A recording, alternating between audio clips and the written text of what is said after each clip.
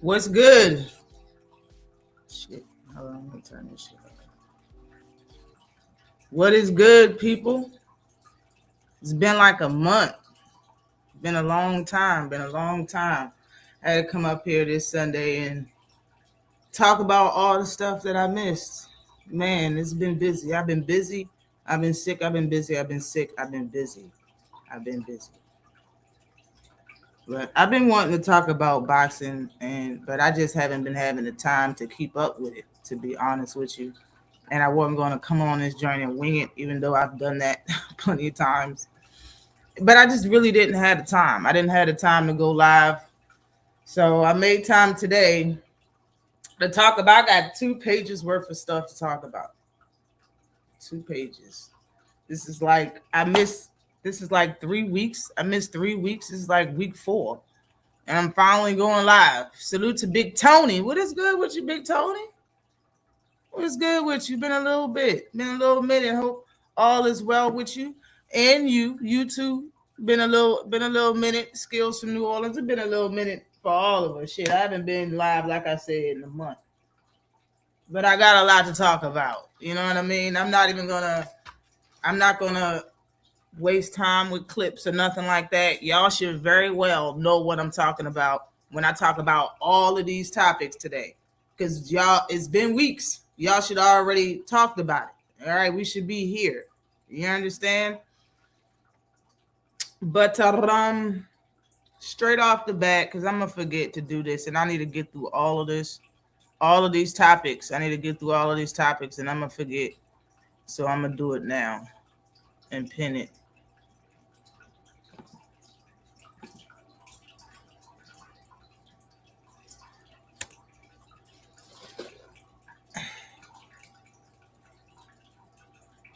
I just use this one app.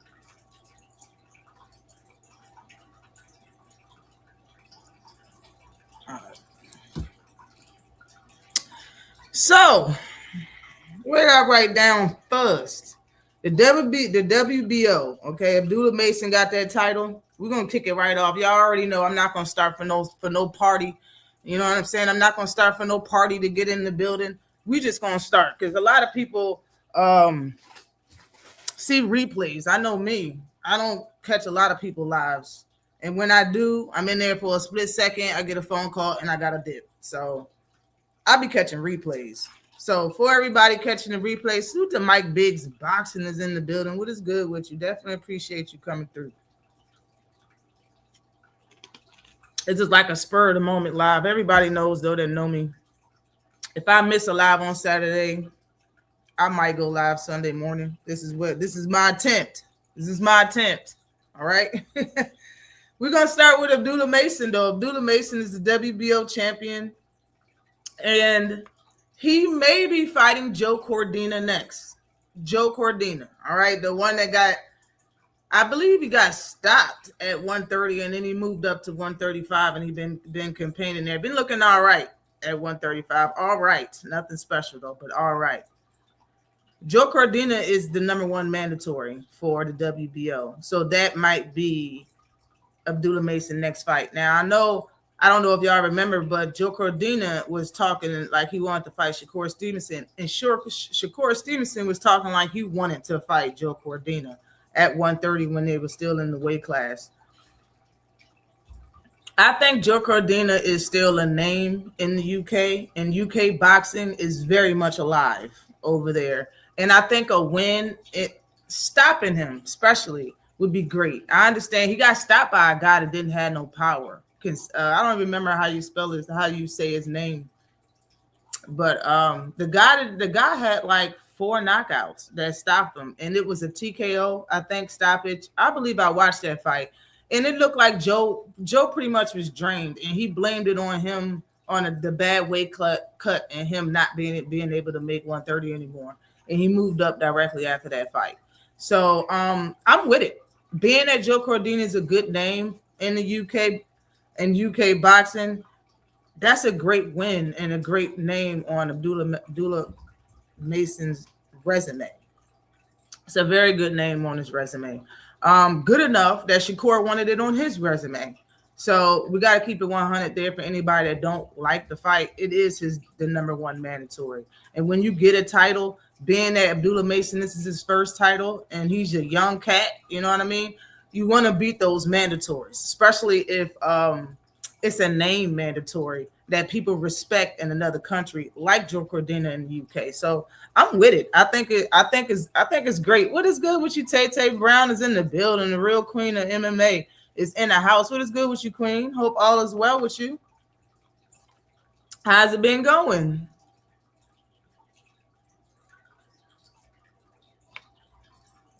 But Abdullah Mason has been around. I'm gonna circle back to Abdullah Mason as I got all this stuff written down.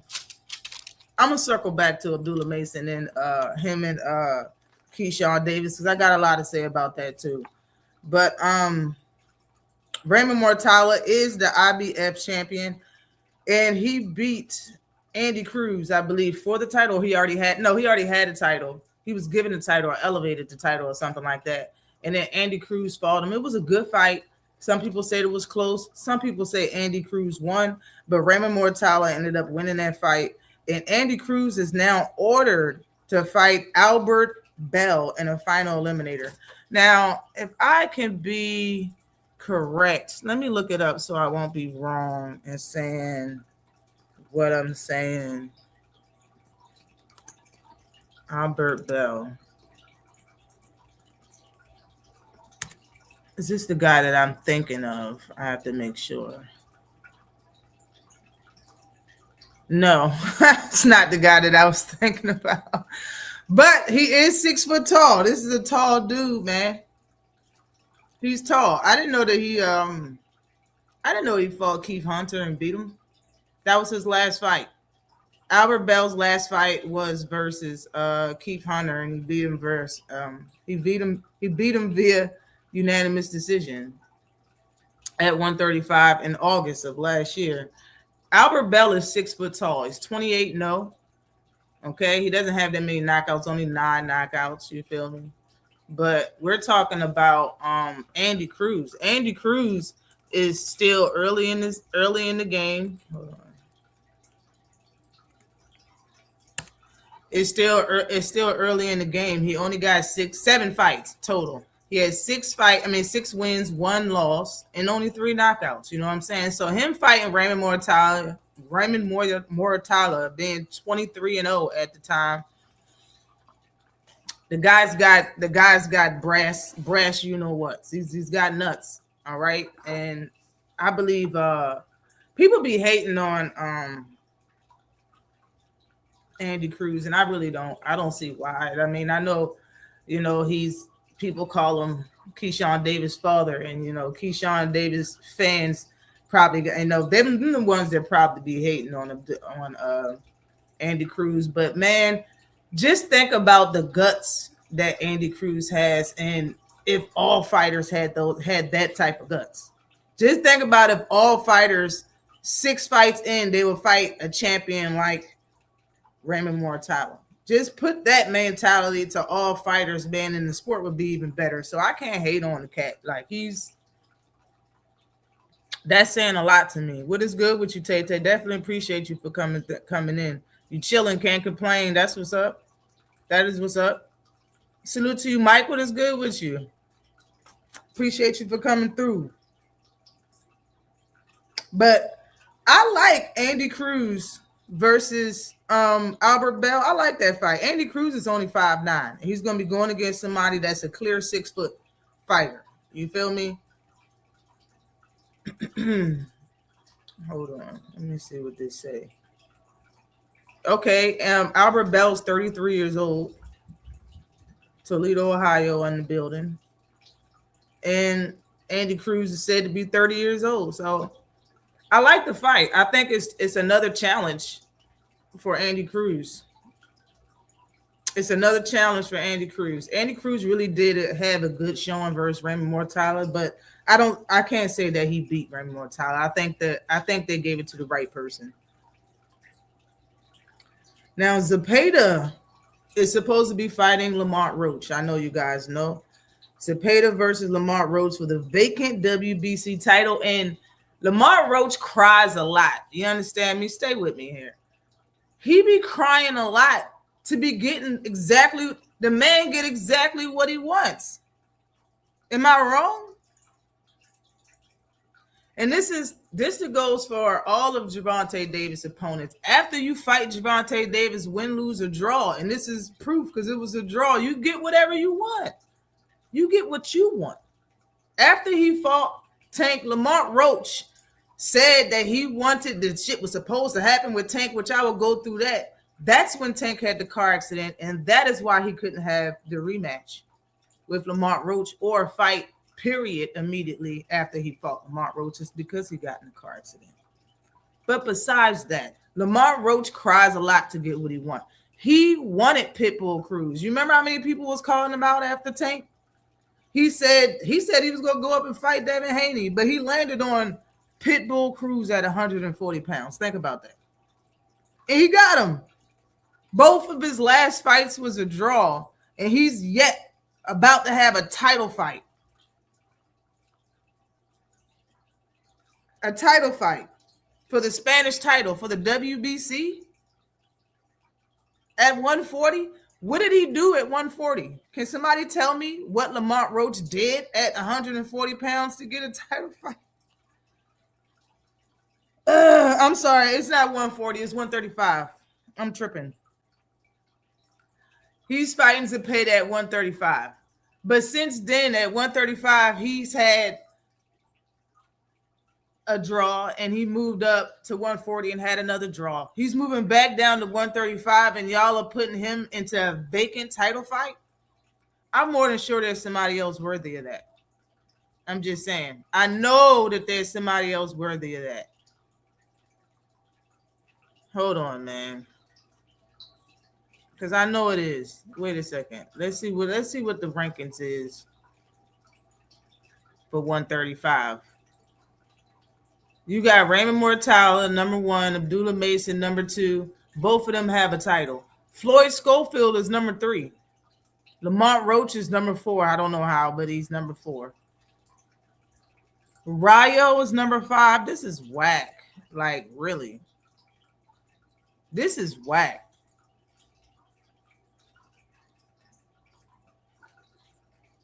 There's really no names at 135 for real. When I'm looking at this list, everybody moved out the weight class. There ain't nobody at 135 for real. This is the top 5: Raymond Mortala, Abdullah Mason, Floyd Schofield, Lamar Roach, and Jose Valenzuela. That's the top 5 for 135. Took a huge step down. Number 6 is Justin Paldo, and then number 7, Stephen Fulton, and number 8, Albert Bell. And then a bunch of names that I really haven't seen before. Tevin Farmer's number 13. Gabriel Flores Jr., number 17. This list is whack. Like, this joint is real bogus. No bullshit. The lightweight division is whack. That joint is whack. It is nobody in the division.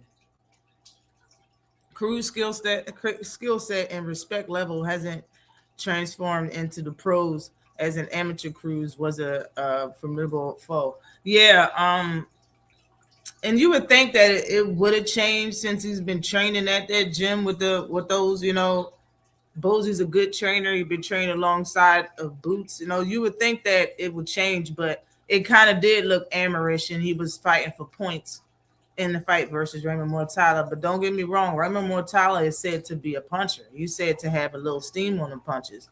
But after the fight, Raymond Mortala's face was way more messed up than Andy Cruz's face. I can give him that. I definitely can give him that. But Zepeda versus Roach is going to be for the vacant WBC title at 135. Man, listen. I don't know really how that's going to play out. You know, I would say Roach is going to win that fight, but I don't really know that. I don't really know that. The highest pace that I've seen, Lamont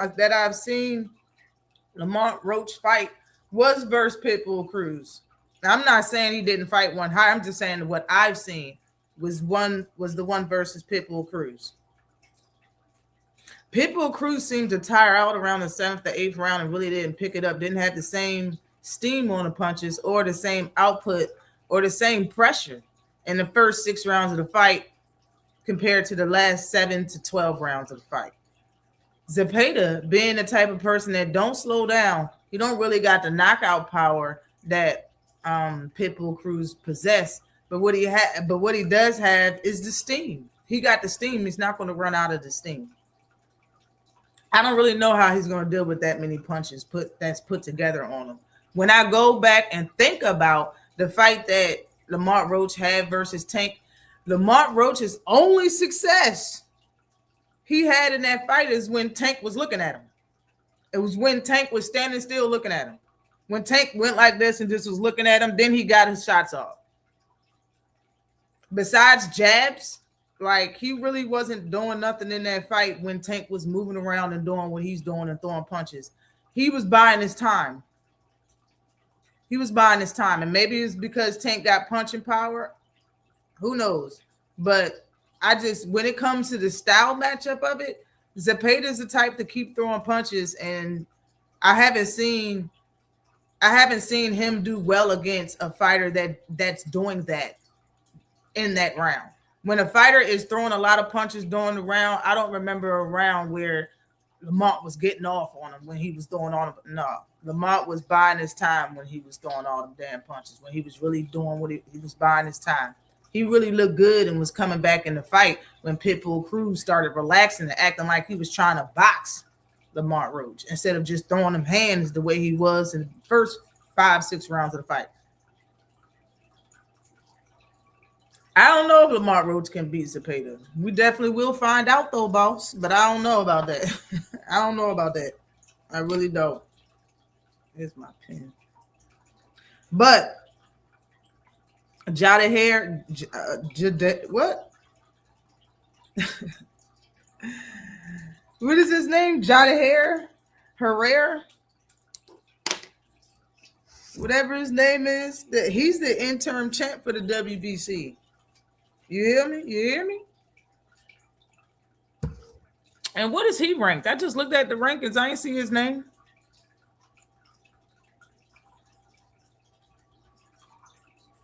Herrera is the one that called out Shakur Stevenson, was like, I know, baby, don't play. I'm looking at the top 50 on BoxRec, and I don't see this man's name once. Maybe he's in a different weight class. No, this is super lightweight. No, that's lightweight. I was looking at. That was lightweight.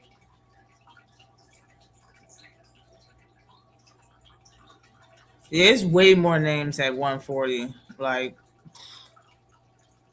plenty of big fights to be made at 140. But Herrera is the guy that called out Shakur and was like, I know, baby, don't play with me. I kill you. Send me a contract. He's the interim champ. It'll be very interesting for him to fight either one of them guys after, for him to fight Zepeda or Lamont Roach. Herrera, that would be interesting. That would be interesting. A skill say Pitbull is a pressure fighter, void of technique. He's looking to hurt you and get you out of there. No game plan nor dependence on boxing IQ. He's actually a dirty fighter. Yeah, he's dirty. He's definitely dirty. I agree with what you said. I agree. Now let's talk Floyd Schofield. Floyd Schofield, he's expected to fight Lucas Badi or whatever his name is for the vacant WBA. The vacant WBA at 135 pounds. I don't really know who Cuz is. Let me look him up and stop playing. I don't really know who he is, bro. Let me look up Lucas.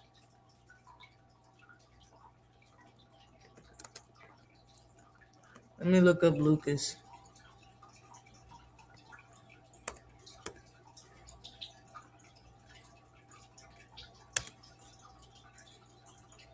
Prince. Okay. He's 20-0. Floyd Schofield's fighting this dude is 20-0. He's got 15 knockouts. 75% knockout rating is pretty darn good. 32 years old. From Canada, 5'9". Niagara Falls. 32 years old. Okay. Roger Gutierrez, that was his last fight that he had. He got a bunch of fights though. Roger got a bunch of losses. Like 6 losses. That was a unanimous decision win. I don't really know nobody on his resume. For real though. Just his last fight. It seemed like he may have a fight on his hands, man. Seems like Kid Austin may have a little scrap on his hands, man. And Kid Austin ain't the best. He don't got the best defense. That's the problem. Kid Austin look like he get I don't know. It's like he could have mental gaps during his fight, and he just would sit there like this, a little bit like a video game character on easy or some shit. Like, I don't know. As if dude can crack like that. I understand he been fighting some people that can crack, but it all depends on your punch placement and your punch selection. You can have power all you want, but if you don't select the right punch at the right time, you ain't gonna get that. You ain't gonna get it really off like that. It ain't gonna land flush. Good morning. Salute to you, MLHP 37's in the building. What is good with you, sir? What is good with you, sir? All right. Hold on. Now, I'm going to tell you this. Lamont Roach, regardless if he win, lose, or draw for the rest of his career, Gary Russell going to be on that ass. You hear me? Gary Russell is going to be on his ass to the end of his career. It's going to be on his ass to the end of his career.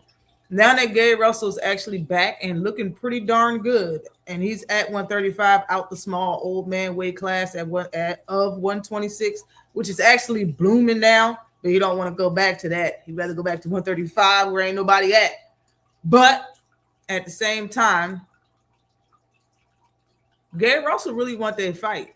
And I knew what he was doing when he made the comment about Lamont Roach saying he ain't really from that area and then making a comment. I knew he was trying to make a fight and get up under dude's skin. And I knew as soon as he made a comment back, Gary was going to ask for a fight. And that's exactly what happened. Gary's not going to leave that alone. Even when Tank come back, Tank is looking to fight his brother. So he's not going to say Tank's name that much, but he will say Lamont Roach. He will say Roach's name. He's going to say his name till the wear thin. And Lamont Roach don't want that work for some reason. Why don't you want to fight Gary Russell Jr.? Gary Russell Jr. really wants Lamont Roach. He want that fight bad as hell. Since y'all and people always talked about, well, Tank and Gary, they need to fight because they from the same area. They're not. I've been telling y'all this forever. They're not from the same area. Let me tell you who's from a closer area. But if you want to say two people that's from this, it'll be Lamont Roach. That's the in-house fight that y'all was all talking about for years, not knowing what y'all talking about because it's not the same zip code. It ain't the same area. Now, I understand Lamont Roach and the Russells don't live in the same area, but it's damn sure closer in miles and time distance than Baltimore City. Okay? Baltimore and DC are like rivals. I don't know if y'all know that, but oh man, my camera's messing up. But if you from the hood, from one or the other, they'll have beef. You understand what I'm saying? Or if you from one school and you from another, they'll act like, they got a problem with you and shit. Like Baltimore and DC don't get along at all. But right outside of DC is PG County and shit like that. Like that's really where Gary Russell's from. Gary Russell ain't from DC. He's from PG County. That's where he's from. He's from the county. A county boy. All of them are county boys. That's a couple of miles in between where Lamont Roach live at in PG County. It's like, the matter of fact, depending on where exactly Lamont Roach lives at, they both from PG County. Lamont Roach and the Russells, all of them from PG County. So that's the in-house fight right there. That's the fight, for real, for real. I actually like Kid Austin. The majority of his fights are crazy exciting. Yes, they are exciting, very much so. And it's because his defense be lacking, man. It's his pops antics that turn people away, most definitely. Because him saying all that stuff that he said about Shakur rubbed everybody the wrong way. Even if you're not a Shakur fan, even if you're a hater of Stevenson, it's like, come on, pops. He did what now? Even that, like, he did that shit. All the pops need to get under control in boxing. Everybody's pops, y'all need to get them under control. This shit is ridiculous, y'all.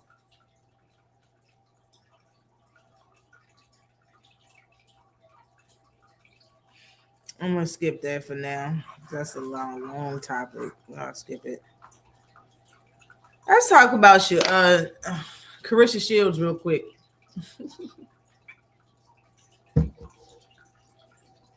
I'm surprised the ladies was talking about Carissa Shields the way they was last night. And I was too tired. Not last night, Friday night. Shout out to 2 Cents Boxing and Key Alexandra. That shit was funny. But damn it, I was mad I missed that one. I was mad I missed that topic, for real. Carissa Shields was out of control. I spoke about this when it first came out. I need to make that live more visible because it was hard for me to find it. And I made the damn live. Man, like, I spoke about this and I said this isn't what Carissa Shields want. I said she didn't know how to cheat. I said she didn't know. I said so much and it's coming out to be true now. And you could tell from the way it's just so much. Being a woman, it's just so much that she's doing wrong. That's why people can't leave it alone. It's so much she's doing wrong. If you're gonna be a person that cheat, even men know this.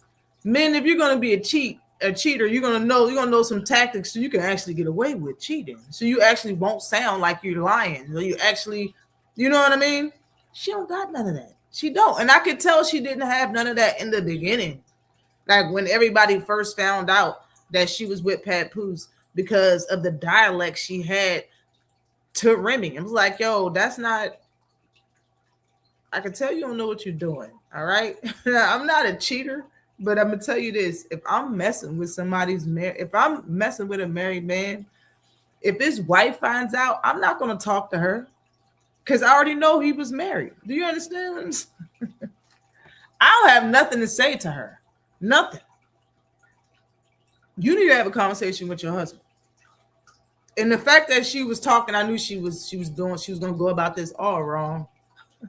You're going about this all wrong, man. When Remy said something about her not being the only woman, and Carissa was like, basically came out of her body and was like, how you going to say I'm not the only woman? I was like, yeah, that's not your line. That's not your line. You're not supposed to. Yeah. You're not supposed to say to his wife, how you know I'm not the only, yeah, like all downhill from there. But I wanted to talk about the boxing aspect of it. Carissa Shields said, I'm way taller and bigger than Rolly. I walk around 185 pounds and Rolly fight at 140. I want to talk about her saying that she can beat up Rolly. Now, I've spoke about her saying that she's going to fight guys plenty of times. And I just said, simply put, that it's that the road to accolades, Hall of Fame, undisputed, isn't the same, so it can't be compared. And I'm sorry. But the road isn't the same. It's not no possible way ever a male can get undisputed and he only got 6 fights.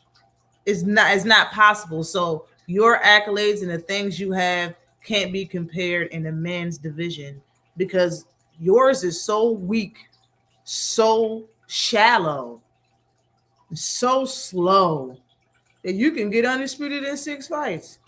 Men's is fast, strong, talented, vast, deep. You no way you're going to get those accolades. So, and she's standing on 10 toes on the fact that she got it in 6 fights is the reason why she deserves to be on lists with men. And that's just idiotic to me. That right there is yellow bus. That's slow. That's the short bus. That is slow as shit to me. To even think that, okay, the loophole is the reason why I'm the top number 1 in the world. No, bro. It's a loophole, bro. The reason why you got where you at is because of timing, because it's not that many fighters there or whatever. That doesn't mean that just because you was undisputed 1,000 times back to back to back to back that you belong on any man's list. You belong at the top of the females list for sure. If that's not good enough, I don't know what to tell you. You're a woman. You're a woman. So you should feel very good in being the top of the women's list. But it's not good enough. That's why she went to MMA, got beat up, and stopped doing it. She knows it's not unless she let that go. Let that go. But at the same time, it's giving women's boxing is so easy. She can beat world champs in men's boxing. That's what it's given. It's given this women's boxing is such a piece of cake. I think I'm that good. I might as well just start fighting men. That's what it's giving. That's what it's telling kids. That's what it's telling me. That's what it's telling. She said, all you have to do is tuck your chin and keep your effing hands up. That's what she said. All you got to do is tuck your chin and keep your effing hands up. Word.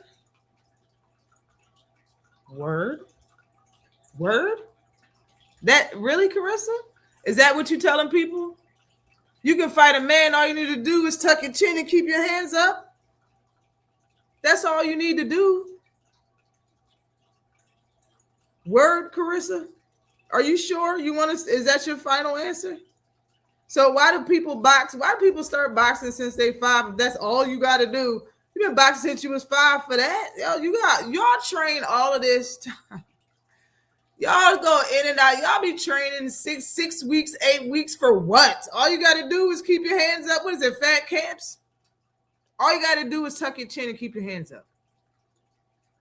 What science is it to boxing? There's no boxing IQ. What science is it to it? Keep your hands up, tuck your chin. That's what Carissa really said.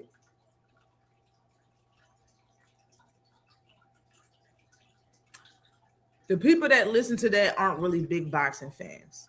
Shay, I love Shay. I love the show, not him. I love the show, okay? But who's on there really? Like the people I hope nobody believe you, Carissa. I hope nobody believe that shit is bullshit. And you talking about you taller than man, they're the same damn height.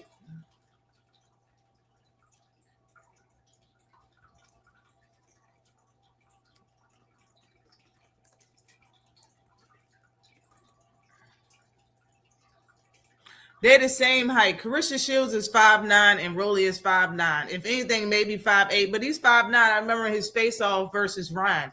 Bruh is 5'9". Y'all the same height. If anything, what you probably got an inch on him? Y'all the same height. That was a lie.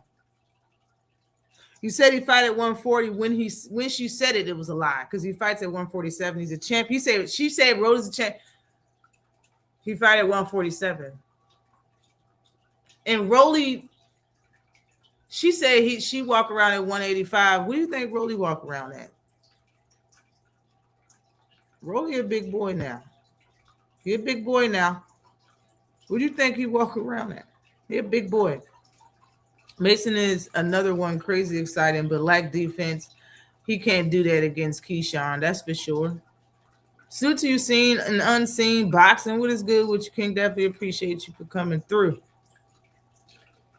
704 Joe, what is good? Which King definitely appreciate you. You say Hold up. I like Carissa, but she's chasing fame now. She's not even training like she used to. That's a fact. That's a fact. If tucking your chin and keeping your hands up was the antidote, Pepper's daughter would have not got destroyed. Ah, why'd you have to bring it up? I seen the clip. I seen the clip. Mike Biggs. Shakur was asked if Carissa can beat Thurman. And he said if she believes she can. Yo, no boy, yo.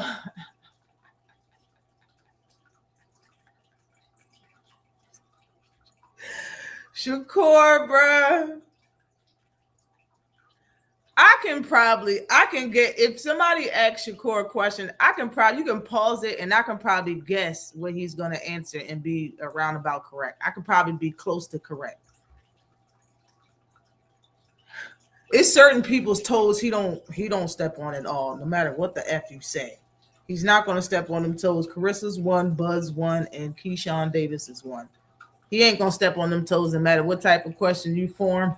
And asking me is not stepping on them toes. And he feel that way about himself. So that's why he said that about Carissa, because he thinks, man, whatever he feel he can do and believes he can do it. Man, yo, he's unreal. No bullshit, yo. He's straight up unreal. Unreal. But let's just talk about tucking your chin and keeping your hands up, because this was referring to Rolly. She wasn't really talking about in general. She was talking about a power puncher. That's an awkward power puncher. That is not even what you train to block. Is not it. That ain't it. You train for the punches to land somewhere around here. His doesn't. They come from somewhere else and land somewhere else. That's the problem with fighting awkward fighters, because you're trained the traditional A or B way. You're trained one or two ways of how to look at a fight, how to look at punches coming to you before they actually get there. So you can bob, weave, slip, block punches. You know what I'm saying? It's hard to do that when somebody punches awkwardly. You understand? And she talking like, you know what I'm like, she sparred Rolly before or some shit.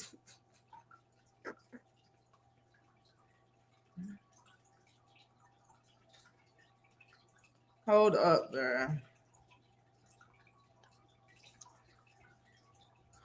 Hold on. But let's talk about that. Tucking your chin and keeping your hands up. Baby girl. Rolly would punch through that weak ass paper guard you got. Rolly would punch through that paperweight guard that you got. I want everybody to that hasn't sparred before, nothing like that. Hold your arms up like this in this position as tight as you can, and then have somebody try to like push your arm. I'm just saying. Just try it. Hold them here as hard as you can. It's hot for nobody can move your arms, and have somebody push your arm in any direction and see if it moves. Because that's really what boxing is. If somebody has a high guard up, you move a certain angle and throw that same punch, you're either going to get there or you're going to move their guard enough for your punch to get in. Carissa knows this shit. Shout out to Rolly giving the perfect answer. Giving the perfect answer by saying I don't hit girls, and Carissa would beat me because I don't hit women. That's the perfect answer. The perfect answer. And nobody wanted to see this shit anyway. Nobody. Anybody saying that Carissa would win that is an idiot. Total idiot. And been brainwashed from the things that Carissa's been saying. Because I know look,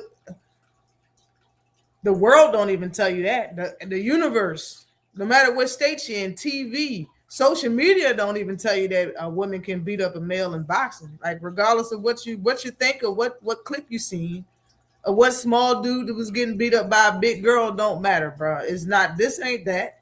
It really isn't. And if Carissa Shields can really think that she can beat up Keith Thurman really thinks she can beat up Rolly Romero, then she really thinks she can beat up every man that don't box. She thinks she can beat up Pat Poose, every man in this chat. Believe that. There's no way she can think she can beat up professional boxers but think she'll lose against a civilian. That's the problem. That's the problem that a lot of people are having, especially the problem of people trying to endorse her is hard. Salute to you, Mac endorses Mac of the South. What is good with you? Definitely appreciate you for coming through. But when I seen this right here, Met Claressa Shields October 26th of 2015. I just lost he's saying met Claressa Shields October 26th. Rolly saying the day that he met Claressa Shields, the first day he ever met her. Listen. Met Claressa Shields October 26th of 2015. I just lost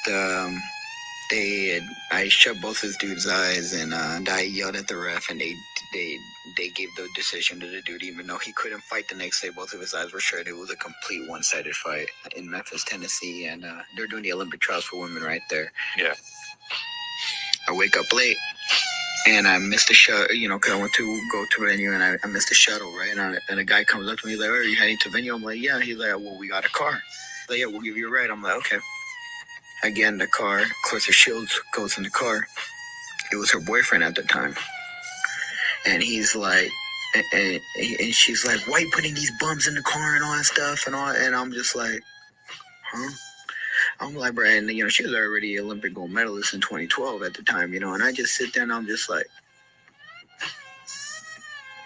it's weird, right? And I'm like, I'm on the window seat, the boyfriend's in the middle seat, right? And I'm like talking to him, he's like, "Where you from?" "I'm from Vegas," all that stuff, right? I'm like, one day I'm gonna get signed. Then I'm gonna get signed to Floyd, or he's in Vegas. I'm gonna be champion one day, and she keeps calling me and saying, "I'm gonna be a bum. I'm a bum." I wasn't gonna do anything. I get whatever. I felt weird. I got out the car and I'm like, that was crazy. That was insane. I was like, I couldn't. I didn't understand why. I see her again on January 19th of 2019. It was 2 days before Pacquiao Broner.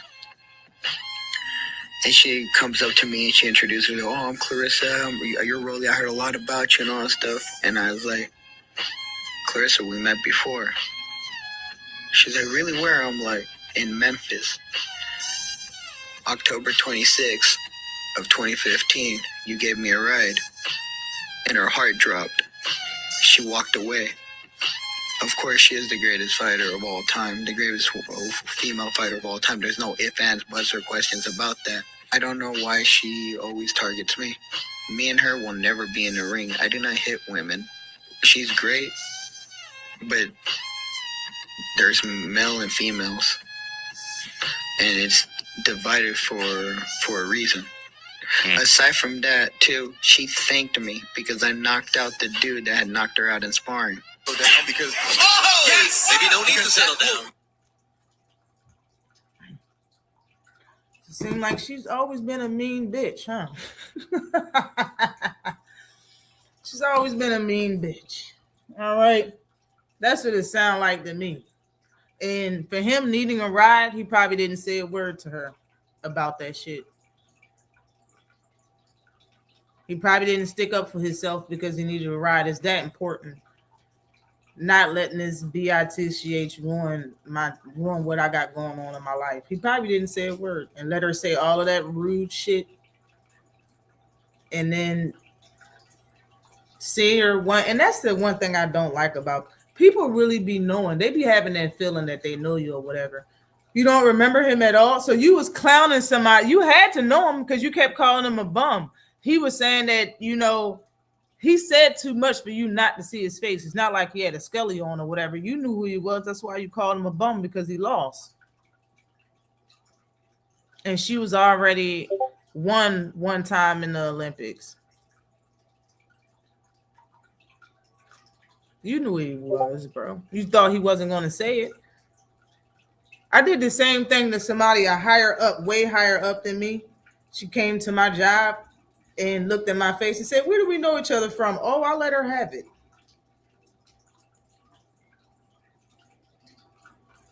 I said, "Do you really want to know?" She said, yeah. Oh, I told her exactly. And I no sugarcoating. She took 2 steps back and was like, I'm sorry you feel that way. I bet you are. You didn't know that shit was gonna come out of my motherfucking mouth. I don't give a fuck. I'm not scared. Do it. Do something then. The fuck? But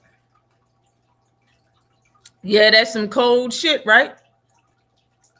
That's some cold shit. Question: male national Golden Glove champion versus Carissa. I'm always gonna take the male. I'm gonna take the male. I don't care. I'm gonna take the male. And I don't even know what weight class she taught. The same weight class that she in. Yeah, I'm gonna take the male.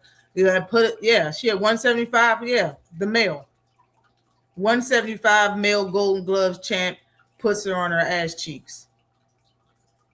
Puts her on her bubble. You hear me?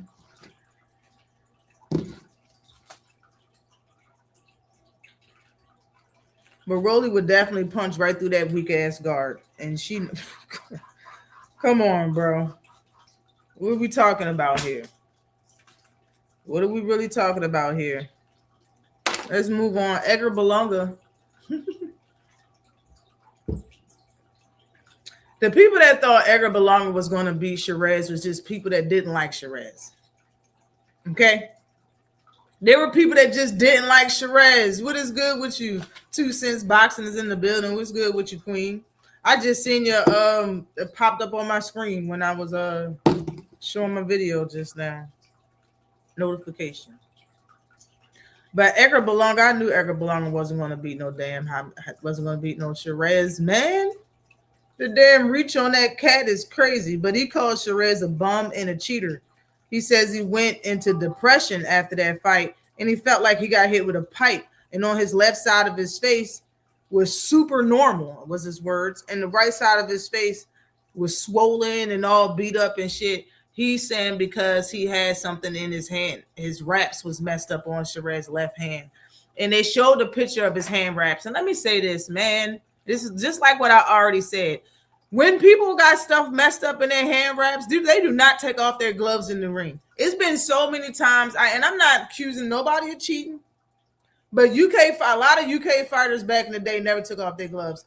I done seen Dillian White in the press conference. Bro was talking in the press conference, sitting down, smiling, talking and shit. He still had both gloves on. He ain't even bothered taking off his gloves. You know how long it's been in between the fight stopping in the press conference and you still got your gloves on?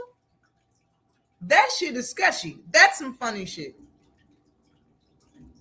But the man took off his gloves ASAP. And y'all think something is wrong with his hand wraps.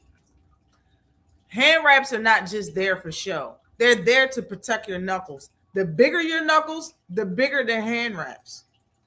And if something was wrong with his hand wraps, how come Berlanga's team didn't say something when they sat and watched him put his hand wraps on, man? Having something in your glove is more believable than having fucked up hand wraps. Because somebody watched you put on the hand wraps. You can have something already in the glove. It's not like the person that's watching y'all put their hands in the glove to make sure anything's in it. No, none of that happens. They just put their hand in the glove after wrapping it. So something being in the glove is way more believable than somebody saying, oh, the hand wraps is fucked up. When I watched them do it, I just watched them fuck it up. No. His knuckles are big. That's why his hand, like, bro, I got big knuckles. My hand wrap look big on my hand. But I got big knuckles. I got big hands. They're big. That man got big knuckles. His hand wraps look the same on both hands. I just don't see it. I didn't see what everybody else seen. Salute to you, Desmond Johnson in the building. What is good with you, sir? Definitely appreciate you coming through. I agree. I just wanted to get some insight. Definitely appreciate you. The question. His gloves was loaded, though. His gloves maybe, but them hand wraps, they look fine. His hand wraps look fine. Hand wrap look fine. Salute to you, Judah Ben Israel. What is good with you? What is popping? Check your stash. Go check your stash, Ash Cash. Definitely appreciate you, Judah Ben in the Cash App. Definitely appreciate you, fam. Yeah, hit that like button, please. Get the likes up. They haven't been here in a month. It's been a minute. Salute to you, 2 Cents. I listened to you a lot. Well, you know it. I I seen you see my comment.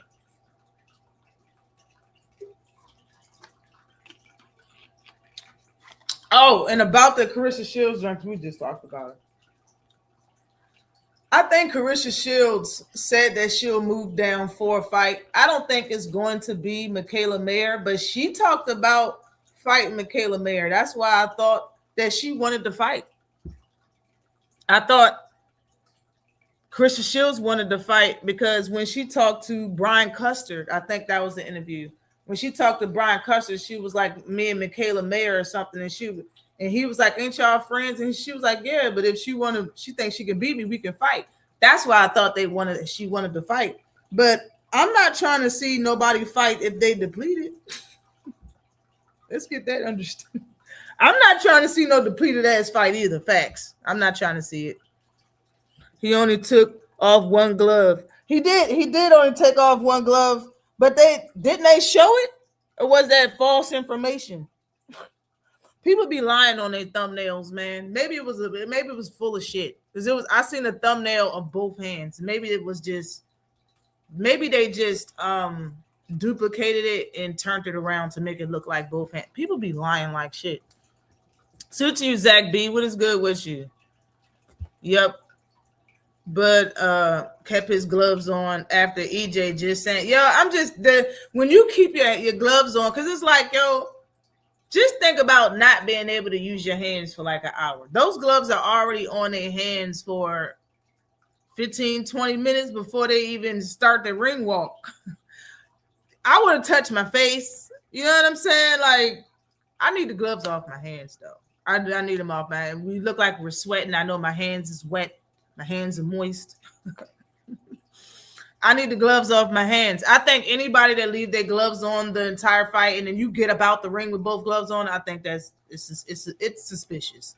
And if you're in the press conference and you still got your gloves on like Dillian White did, bro, that's crazy to me. Somebody need to look into that. Sometimes they let them slide with them raps like they did B Figgy. Salute to you, Kirk. What is good with you? And B Figgy. Smack a bitch face. Yeah, my hands is big. My hands is big. I got big hands. See, I got basketball hands. She did talk about Mayer, but she's too small. Yeah, that's what I'm saying that's why I did it. Because I don't really talk about Mayer that much. I made that video to post what Shakur said about her because I know she had a flashback.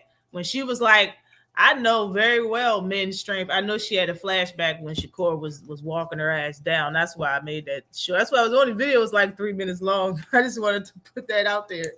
I just wanted to put the joint out there for real, yo. We fight all night TV. Salute to you. Both went the distance. Highly suspect. Yeah, it is. It is. Salute to you, Isaiah. What is good with you?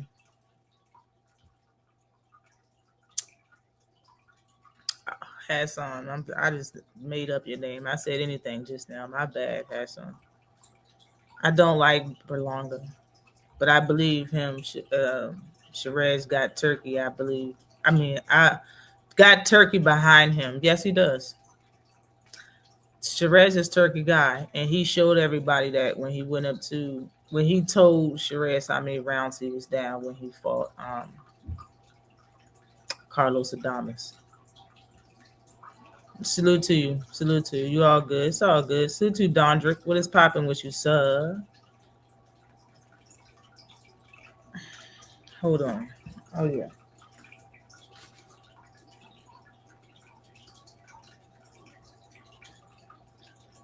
Tio said boxing is starting to get ghetto.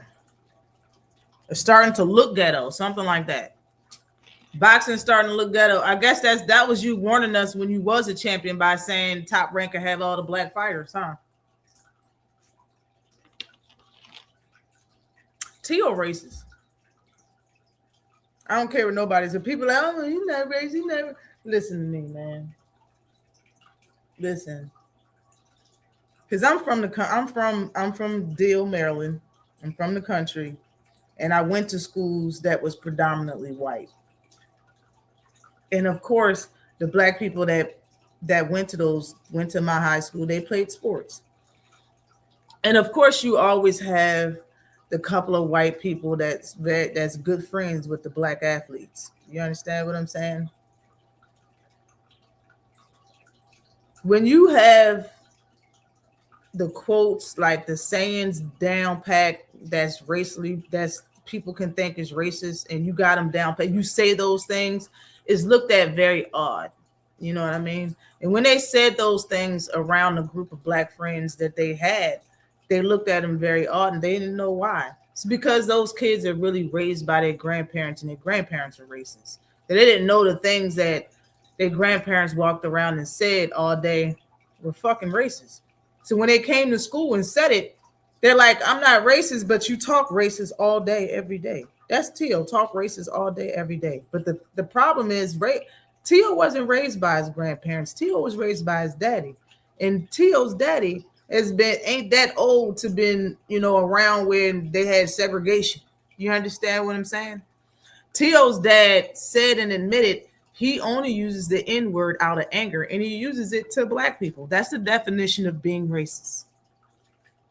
When you only call a certain demographic of people a word that degrades them, that's what racism is. You're racist. You're being racist. If you're not racist, you're being racist. Tio has a few people that is in his corner like that. Tio got Shakur Stevenson and all of the Russells. Because the Russells been befriended Tio and vice versa, and Shakur Stevenson too, they don't see it because they was always hanging around each other and the racist stuff didn't come out. That's because he knows that those things that he's saying is racist. He's not going to slip up and say it around you. But when he's mad by himself, he tweets it. He don't say it when he's mad in a room by himself or pillow talk or a room with his family. He tweets it. He puts it online. But you got all of these men, you got these grown athletes talking about Tio ain't racist. Gary Antoine said it. Mr. Gary Russell said it. All three Russells that fight said it in an interview when they were told that Gary Russell said this, that, and the third. I mean, that Tio said this, that, and the third about Bud. He was like, Gary Antoine was like, nah, man, I don't know what you're talking. I need to see it, man. I need to see that. He needs to see how he said it so he can write Tio off of not being racist. That's what that is. Trust me, I'm from Maryland. He's from Maryland. Gary Antoine's from. That's what it is. Y'all don't want to blame him for being racist because you're cool. Same thing when Shakur was tweeting that was retweeting Tio's joint saying that, man, I said that to them. I'm not meaning all people. Yeah, you're trying to save Tio after making racist comments. And my shit pausing again. You're trying to save Tio. That's what you're doing. Tio full of shit. Definitely is. Tio talk reckless to stay relevant. That's exactly what he's doing. That's exactly what he's doing. Why are they upset with black people? Yeah, I don't know. He probably upset with everybody. I think the black people getting the Spaniards. I think the black people are they taking his shine, and he feel like taking money off his plate. But you know what it is. You know what it is, Tio. You know what it is. You chose this sport for a reason. You should have picked baseball, huh? You should have picked tennis, huh? Golf. You wanted to pick boxing.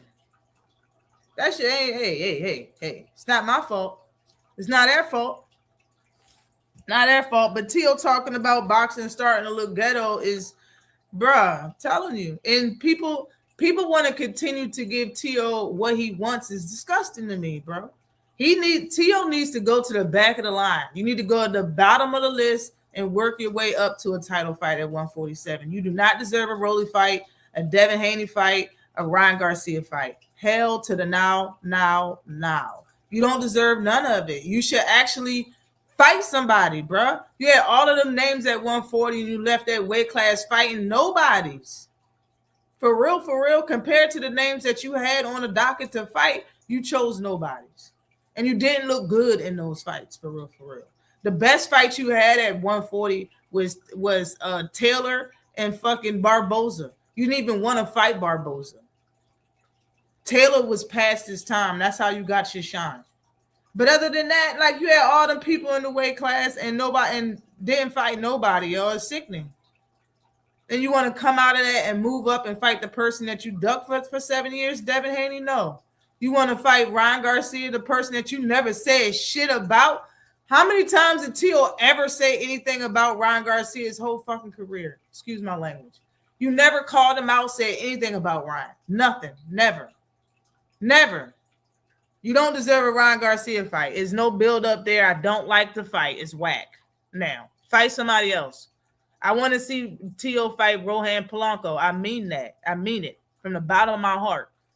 Rohan Polanco versus Teal at 147 or get the hell out my face. For real. I can't stand it.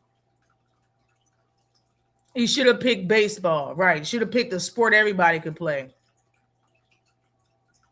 For a 20-year-old, it's cool for white friends to say the N-word. I'm old. It's never okay for a white man. Yo, and you understand what I'm saying, 704 Joe. It's like, yo, you wanna see how somebody said some, oh, well, he said it like that. So no, he was not racist. Nigga, shut up. Yes, he is. Just like how people's nice to certain people and mean to other people, he racist to a group of niggas. How about that? He just ain't racist to you. The fuck? Teal should have did water polo instead of boxing. Fake want to be undisputed champion. It's crazy. I have a crazy hot take, but here it is. Teal won't be another black fighter in his career. You heard it here first. I don't know if he'll fight another one. He really didn't call out Devin. You know what I'm saying? And for real, Teal's a master clout chaser. Teal called out mad people he really didn't want to fight. Teal clout chaser for real. But nah, bro. I don't even see him fighting another. Like he didn't call out black people for real. Like he called out other motherfuckers. He called out everybody else. I don't want him to get the Ryan fight. You don't. How many times did he ever say Ryan's name through his career? Have you ever wanted to fight Ryan? Ever? Never even seen y'all do a face. I've never seen y'all standing next to each other. Have y'all ever seen Ryan and Teal together? I've never seen that. I've never seen y'all standing next to each other. Have y'all been in the same room? Shit. Never seen y'all in the same frame, ever. I can see Teal playing shortstop, son. Yeah. Salute to you, D-Ray Way. What is good? What you definitely appreciate you for coming through. Turned down 11 million. Who turned down 11 million? What you talking about? Salute to you, Talib Cunningham. What's good with you, Carolina and this bia? He only fought 3 black guys. One was actually African, and the other had a losing record. The third was Shakur. Yeah, one of them was Comney. Richard Comney stopped him, and like Comney is, but that's the African guy. I don't know who the other guy is that was black that he fought. Salute to you, Victor. What is good with you? Definitely appreciate you for coming through. Definitely appreciate you. Boots. Let's talk about Boots, man. I need to get through these topics. It's been weeks. Boots versus Virgil is not happening because Virgil Ortiz wants $7 million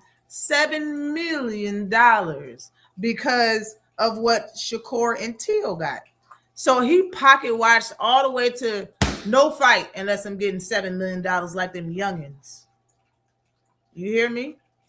Like those youngins. Them youngins got 7 mil. I mean, them youngins got millions of dollars. I need 7 mil to fight Boots or no fight. And they said no fight then.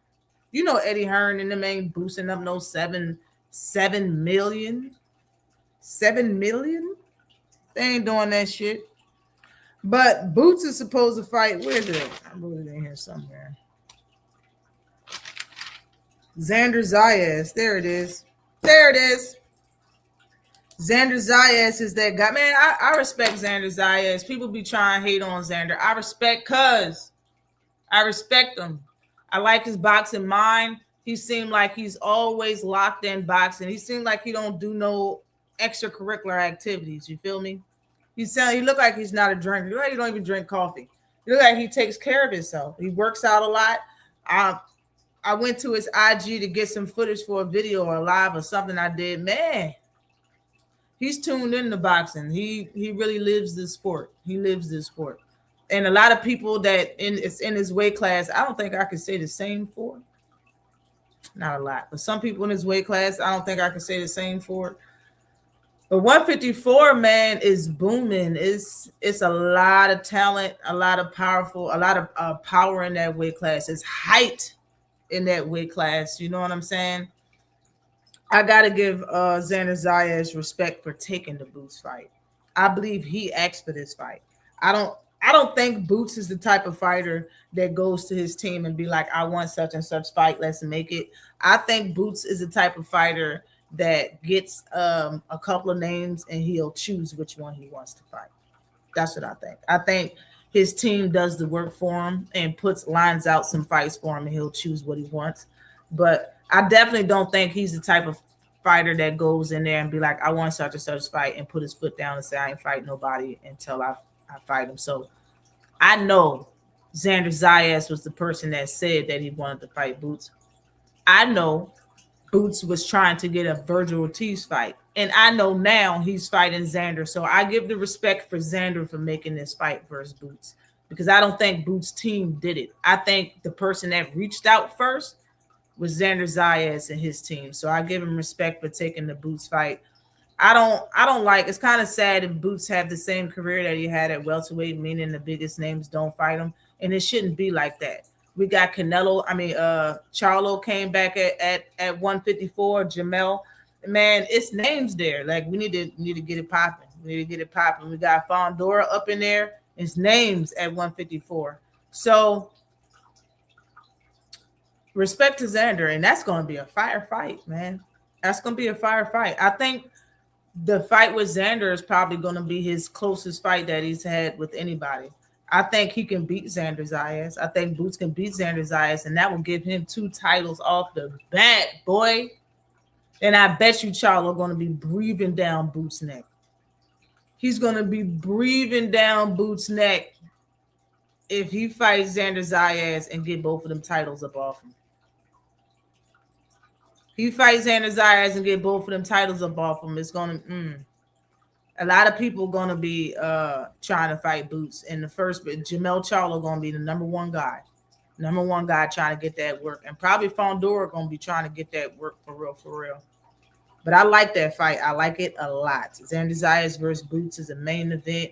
It should be a sold-out event depending on where they have it. And I think they said they like New York for that fight. I like New York for that fight. I'm not going to go to it or nothing, but I think they can have a very good showing in New York and sell it out for real, or close to sell it out with that fight. They just got to stack the card up. You feel me? And I'll be fire. Please hit that like button. Thanks, Victor.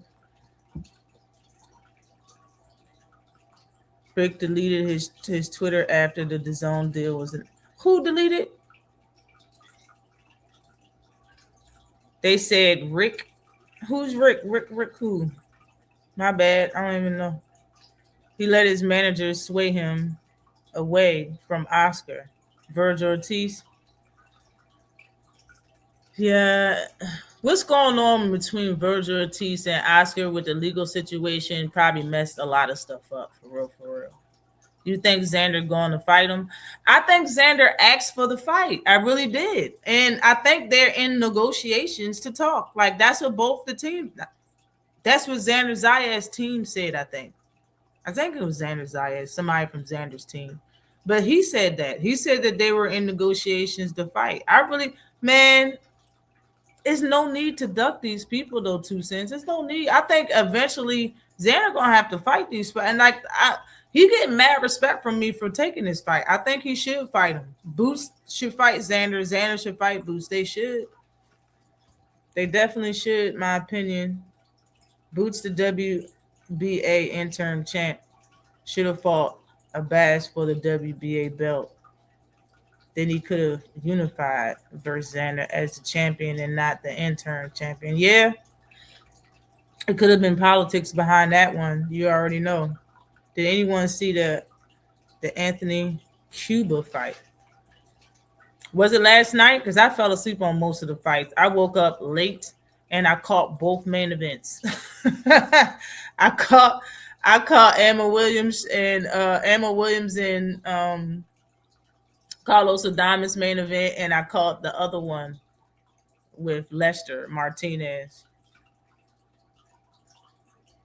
Yeah, when I don't know. Salute to Ross. Salute to Rilla.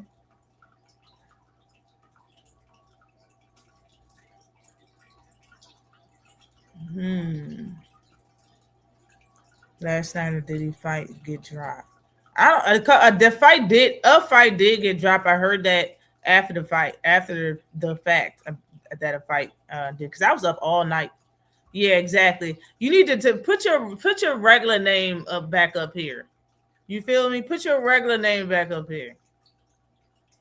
Virgil manager deleted years of tweets after the zone deal got announced. Yo, highly suspicious. Highly suspicious activity. You hear me? That's highly suspicious activity. Years of tweets. The hell? You about to go on the stand? You about to get jail time? That's crazy. That's crazy. First Fam Club, salute to you. Definitely appreciate you for coming through. Salute to you, Ken. Soul Love is in the building. What is good with you? Definitely been a minute. Hope all is well.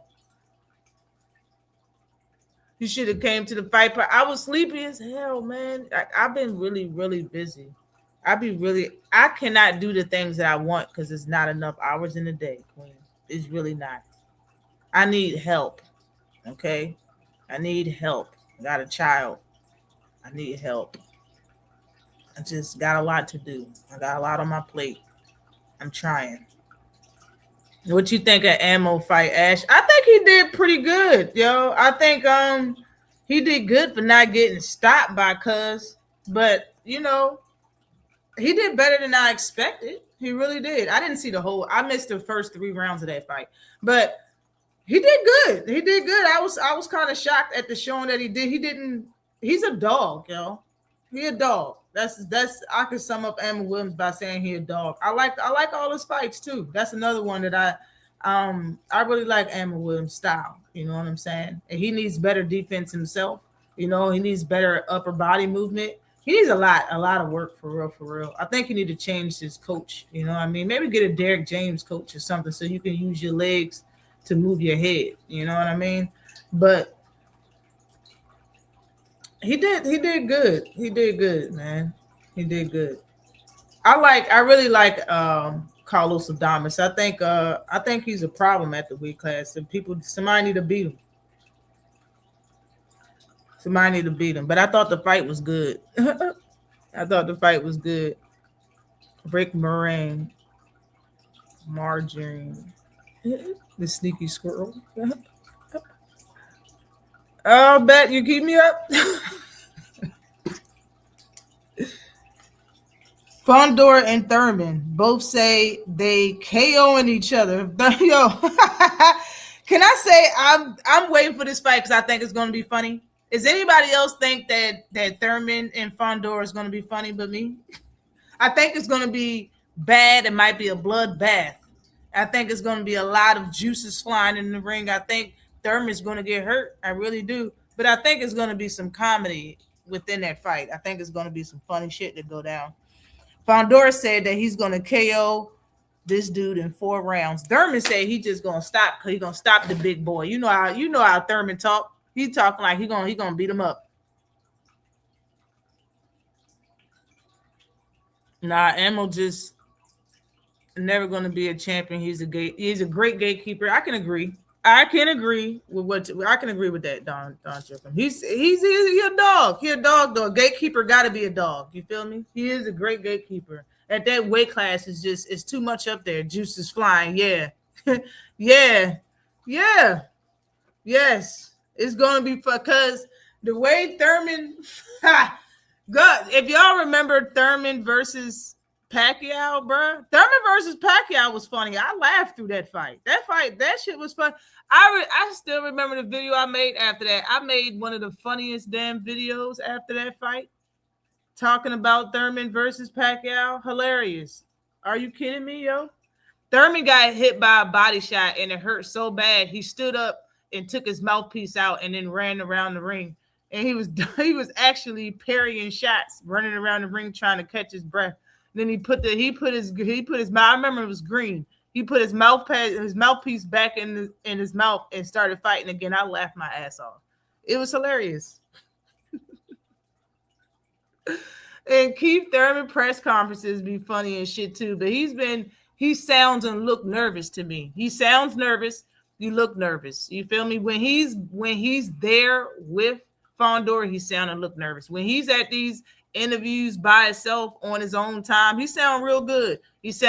Everything sounds very good when he's talking about the fight versus Fondor. But nah, bro. That energy isn't the same. It's a lot of nervous energy when he's in the same room with Fondor. If y'all peeped it, it's mad nervous energy. Emma Williams, a must see, win or lose. Yep, that's a fact. And another thing, man, Keith Thurman is an older fighter now. He's getting up there in age, and the first thing that go is what, yo? Your speed and your legs be like the first thing to leave when you get up there in age. Not to say Keith Thurman got a lot of wear and tear on him, because he doesn't. He only has one loss by the great Manny Pacquiao. And I believe he only got dropped once. And that was by Manny Pacquiao in the fight. But this is not that, you know. He said he had to spar a 6'6" heavyweight, you know, bruh. And that the tall dude, Fox, Michael Fox, he's sparring him to get ready for this. Bruh, like really. The only thing that I would say could prepare him is somebody holding a broom in their hand and just throwing the broom at him in different angles and seeing if he can parry that shit and get inside and get outside. Because you can't just sit there and be defensively all night. You're gonna have to use them legs to get in there and you know what I'm saying, and hurt him. You feel me? He's not going to shrink down to Thurman's size throughout the fight at any time. When he fought Jason Mendoza, I don't remember if that's how you pronounce his name right now. But the guy that dropped and stopped Fondor, he shrunk down to his size momentarily when he threw that shot. He brung his head down, and that's how Brian got that shot off. That's his name, Brian. That's how he got that shot off with that overhand and dropped Fondor and stopped him. His head ain't gonna be that low for Thurman at any time in the fight. At any time in the fight. Salute to Bruce Gas, Boxing, Jazz, and more. What is good with you, young man? Definitely appreciate you for coming through. I got Fondor beating up Thurman, yo. I got him stopping Thurman. For the first time ever, I got him getting stopped. He too old, bro. I like the tenacity. I like the motivation. I like the energy he has behind the fight when Fondor ain't in the ring. And when he ain't in the same room as him. I got Fondor winning that, bro. Now, ESPN booted the men off of the daggone platform, but gave the women a deal. Shout out to women's boxing, yo. Shout out to women's boxing. ESPN was like, nah, bro, get them Franks out of here, but I'll take the cheeks. I'll take the buns. That's what they said. And then Top Rank found a home with DAZN. Got a deal with DAZN. I believe they was with DAZN at some point in time. They went back, and now Top Rank is with DAZN. ESPN boxing is exclusively with the women. Shout out to MVP doing it big for the chicks, bro. He's doing it big for the chicks. Jake Paul is beginning to be a very likable name to a lot of people because of what he's doing for other people in the women's sport of boxing, and it's very respectable. You can't disrespect. Once Fondor gets in the pocket, he loses his advantage in size. That's a fact, and he likes fighting in the pocket. That's the thing. Keith Thurman, the last thing that goes is the power, and Keith ain't 40. He ain't that damn old. But at the same time, he was called one time for a long time, even though he didn't do that one time in a long time. But that was at 147, and he's moved up to 154 now. Hopefully, he has more power now, and he can actually be one time again and actually land something hard on Fondor. That's the only way you're going to make it interesting. I think he should go to that midsection. Fondor's people love head hunting with Fondor, and I'm surprised when Lubin fought his ass, he didn't go for the midsection more. But he should punch him in the belly button the way Dubois did Usyk, bro. Hit that dude in the belly button. Hit him in the ribs and the stomach is where you need to be swinging at, not your face, not the head. Because as soon as he counter Keith Thurman, a headshot with him reaching up, trying to hit him in the head, and he countered this dude with a headshot. Oh my God! Or counter Keith with a body shot, might drop to a knee. ASAP, Rocky. Salute to you, Felix Nunez in the building, yo. What's popping with you? Definitely appreciate you for coming through. That's fire, though. Yeah, the women taking over ESPN is fire when it comes to boxing. It's hot. You watched? Yeah, I watched it. I watched most of the fight. It was good. It was a good fight. They're picking Amon Williams, the guy to beat up on nowadays, it seems like. But he did real good in the fight. He did good, but you know, I would like to see him give him a fighter that he can knock out. Give him somebody he can beat, please, and not just keep giving him some bunch of killers. Give him somebody he can beat up on. You can look good against. Let's talk about Bumgarner and Carolina Dubois. Now, Bumgarner calling Carolina Dubois a pup 3 times in that interview was low-key calling her a bitch, and that's just keeping it real. Just keeping it real. She was low-key calling Carolina Dubois the B word, because she kept calling her a little pup. Now listen, this is how women do things now, especially if you want to be very ladylike and keep being a lady. This is like the Layla Ali type shit. You very ladylike. This is how you get your digs off. You get them off like this because you don't want to actually come out your face and call her a bitch. You keep calling you say things like that. And Bumgarner was funny and very ladylike, very classy in her interview. Right, I'm starting to like her interviews more and more. She's growing into herself, and I love it. I like it. I like how she answers her questions and all. I like it all. But she low key called Carolina Dubois a bitch. Like kept calling her a little pup, but I have to keep it real. I have to keep it 100. Right now, man, everything that Alicia Baumgartner did, Carolina Dubois should not be on her resume. I mean, should not be on her radar right now. I'm just being real. Should they be on each other's resume? Sure, of course. But the radar right now, nah. And I agree with Alicia Baumgartner when she said she won Katie Taylor and what's her name? Shit, I can't remember her name. Jessica or Amanda Serrano. Where'd Jessica come from? Amanda Serrano and Katie Taylor is who she wants first, and I agree with that. Get the big names first. They did more stuff before Dubois was even around. So I agree. Carolina Dubois can be on the list. I think it's a great fight. Don't get me wrong, but she should be towards the end of the list. And the top names should be Amanda Serrano and Katie Taylor before they retire. I think did Katie retire? Shit.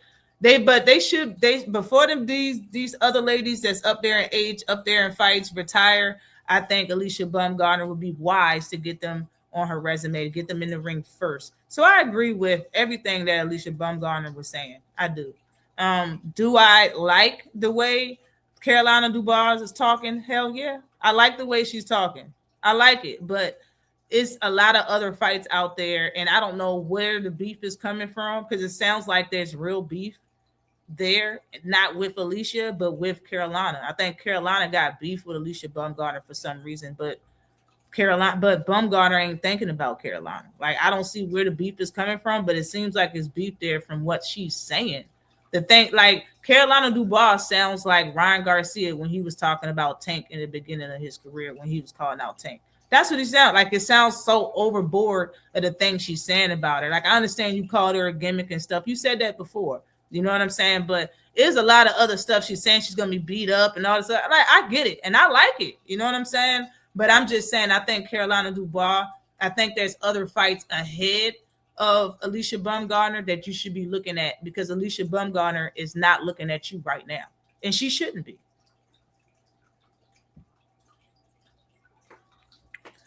Keeps out of nowhere punches could catch Fondor, and Fondor can be chinny. Yeah, Brian Mendoza, that's his name, KO'd him, and Lubin forced him to take a knee. That's a fact. But I think his style has changed since then. Like the last fight that Fondor had, I mean, he beat the hell out of Tim Tszyu that second rematch. Did you see that? See heavyweight? Yo, I seen it on a docket and I missed it. I'm gonna go back and check it out, Bruce Gas, just because you brung it up. Just because his name, that Timona. I was like, I'm gonna watch that fight, and I missed it. I think Carolina hurts her ass. I think that too, because she throw too many sharp ass punches. Her accuracy is there. She throws a lot of punches, man. She throw a lot of punches. Like, she got a lot of power, and she do mess up people's face. And Alicia Baumgartner don't have the best defense, and she likes taking her time. Alicia Baumgartner loves taking her time through the fights, and it looks good. You know what I mean? But the competition that she's been fighting is not on the same level as Carolina Dubois, and that's just my honest opinion. Most of the people that she's been fighting isn't on her level, isn't on Carolina level. Most of them, not everybody, but most of them. And I feel the same way about Carolina's opponents. Her opponents hasn't been on Alicia Baumgartner level. That's what makes it a great fight. Pup, yeah. Great fight. I ain't gonna lie though. Alicia hasn't looked the same since that failed drug test. Dubois different, young, hungry, and vicious. That's a fact. But after that failed drug test, Alicia hasn't been getting that gas that much. She's fighting 12 round, 3-minute round fights, 12 rounds. That's what she's fighting. And she takes part of her taking her time is part of her keeping her gas tank up too. She's not doing that much moving around in that ring. She's taking her time. That's what she gets for capping. Like she wants to go in the ring. What, Alicia Baumgartner? Yeah, that's not happening. Like, yeah, if she comes down to fight any names, it'll be the big girls. You know what I mean? I can't remember the girl name, but it's a girl that she hasn't fought in a little while, and it's the rematch with Hannah Gabriels. It's those fights. I really wasn't looking at the smaller weight classes, like, you know, like the Kaylee Taylor. Even though she said her name before, there's no way that you can fight Kaylee Taylor or Amanda Serrano or Alicia Baumgartner because they're too small. Weight classes won't. When they were talking about each other, she was at a smaller weight though. Like Carissa been moving up. She been moving up. I said years ago, and I can find the footage. I said years ago, if she keep moving up, she's going to have a resume full of nobodies, because once you see how her body looks, she's not going to want to lose weight. And I was 1,000% right. I was 1,000% right.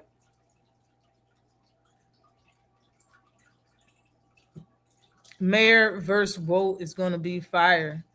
They both should be in great shape, and Mayer is highly skilled. Yeah, but I don't think it's going to happen because Mayer can't go up past 160, and I think she'll say she can't go under 165 or something like that. I don't know. And I made a video about this, but Ejik Kabayel says, I can't accept being ignored any longer. I deserve the title shot. And I agree. The body puncher, the body blaster, I agree. Everybody is ducking him. It's the top 5 at heavyweights, and the top 5 don't want to see him. He's not the type to be breathing down people's neck and act all rude and disrespectful to get a fight.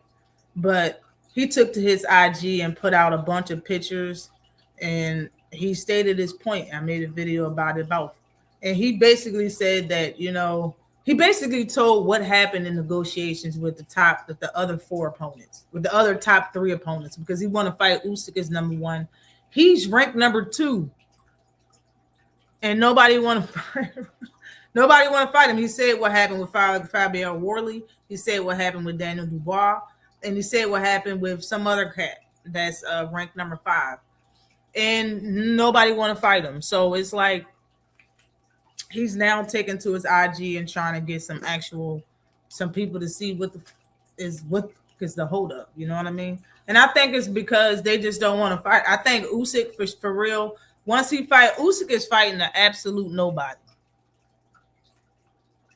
Usyk is fighting a heavyweight kickboxing undisputed champion that only ever had one fight in boxing, and that was 12 years ago. The guy that Usyk is fighting, Rico, that's his first name. The guy Rico, last name starts with a V. Rico only had one boxing match, and that was 12 years ago, where he stopped the dude in the first round. And that was a no name as well. The guy he stopped only had 5 fights as a pro and stopped fighting professional. 12 years ago, Rico. That's who he's fighting. So he ducked. He didn't want to fight Ejit Cabriel. He didn't fight the number 2 guy. And he's fighting in Egypt. I really think that this is Usyk's last fight, and he's going to retire. Y'all heard me, right? Usyk is going to retire after this fight with Rico. Because it's like, why are you having it? You know what I mean? The fights in Saudi, I'm not sure it would even happen.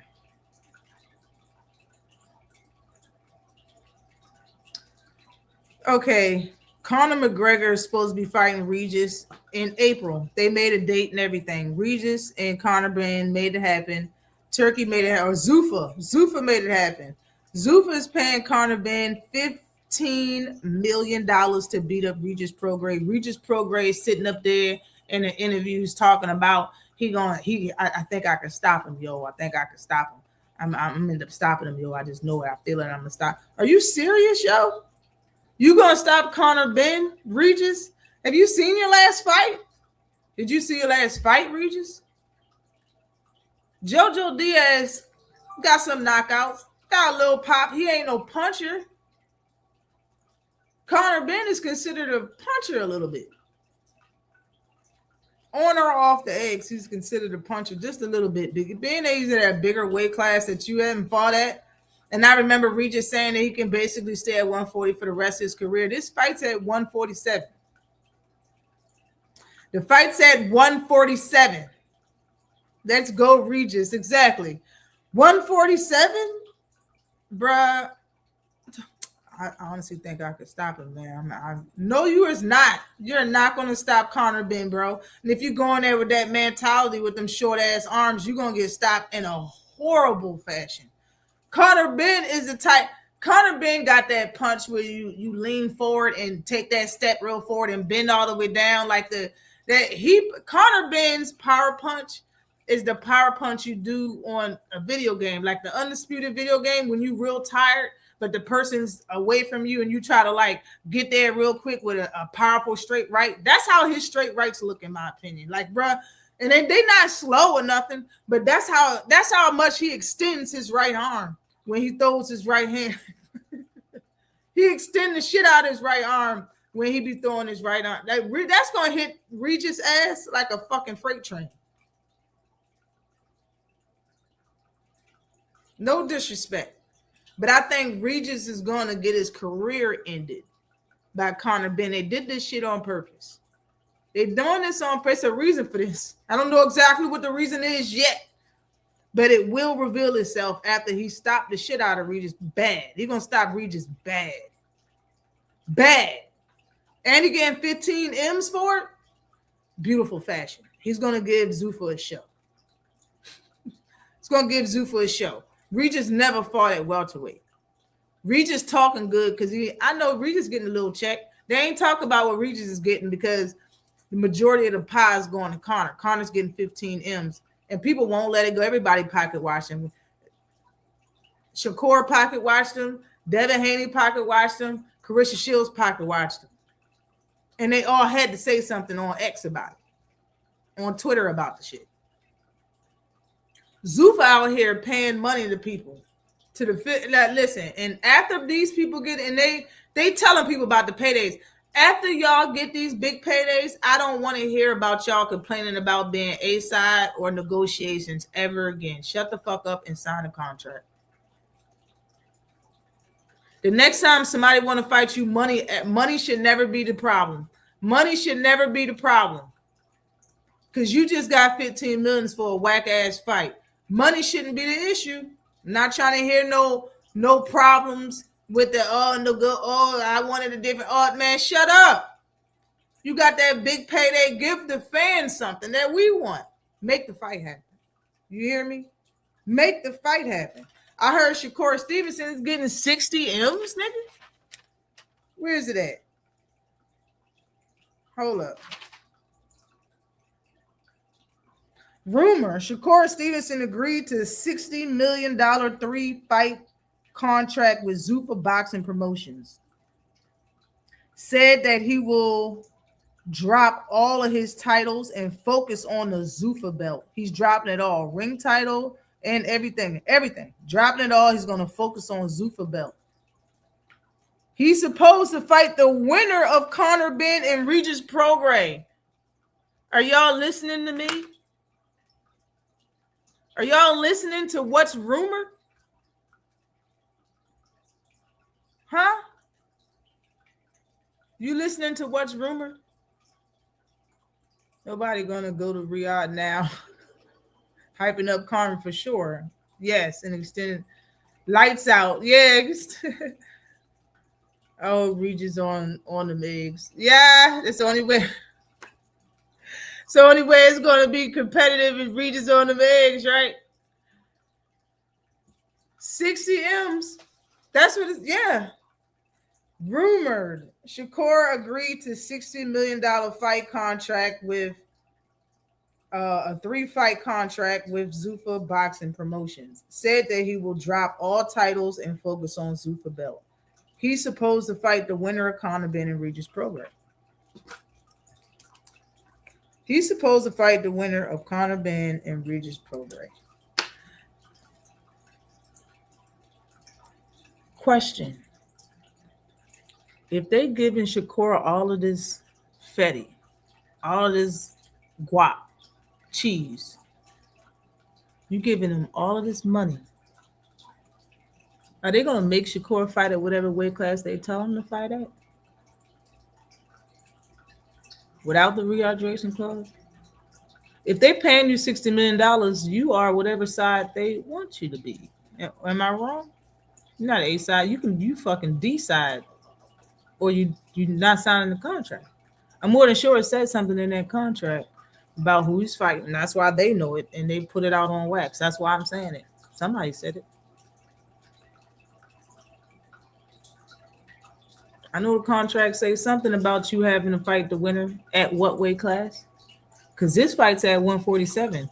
You gonna fight the winner of a fight at a different weight class? That's never heard of. It's never heard of. If this fight is at 147, if Regis and Conor Benn is fighting at 147, and Shakur is supposed to get $60 million from Zuffa to fight a 3-fight deal, and this is one of the fights, he's going to fight the winner at 147.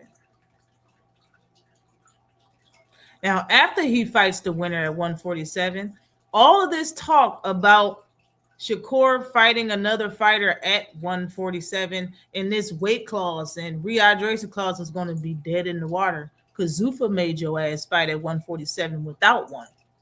So if you can fight Conor without one, even though that's what you was begging,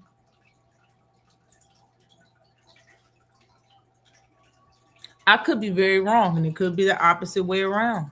And saying that $15 million for one fight ain't the same as 60 for 3. 60 for 3, even if you broke that down to one fight, that's $20 million a fight. not 15. So Shakur actually is getting the majority of the money. So it could be the opposite way around. But that fight is going to be held at 147. If Conor and Regis is fighting at 147 and anybody's fighting the winner, that fight will be held at the same weight class. But will Shakur get what he wants? And will they make Conor Benn get on a fucking... I don't see how, because Conor got a 1-fight deal. Conor didn't get more than 1 fight. And it's said that he's going to go right back to Eddie after this, if Eddie will have him, because Eddie acting like he been cheated on. And Eddie acting like Conor Benn got that dirty D right now.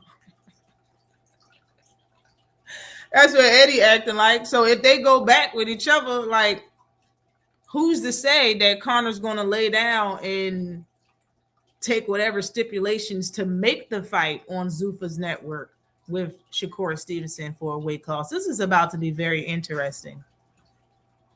But I know I know when people don't keep the same energy, but when Tank fought at a weight class, it was no excuse for him to fight at that weight class again. So if he fights at 147, it's going to be no problem for people to keep asking to fight at that weight class. That's what I know for sure. I feel Conor gonna do Regis dirty. He gonna be on them egg whites, egg yolks, almonds, eggnogs, everything. Damn. Damn. But that fight deal is interesting, man.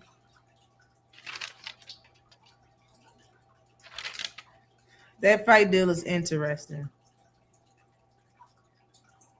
And I'll get back to the Shakur stuff. I know I'm jumping around, but it is what it is. Devin Haney microdosing, says Brian Norman Sr. Says that Devin Haney is microdosing. All right, check it out. Check it out.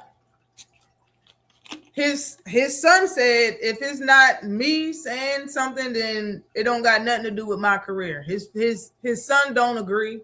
And if he does agree, his son is basically saying, don't listen to my pops when it comes to anything that has to do with me. Don't associate me with what my pops is saying. That's basically what his son is saying. And that's smart for him to write that, him to say. That's smart.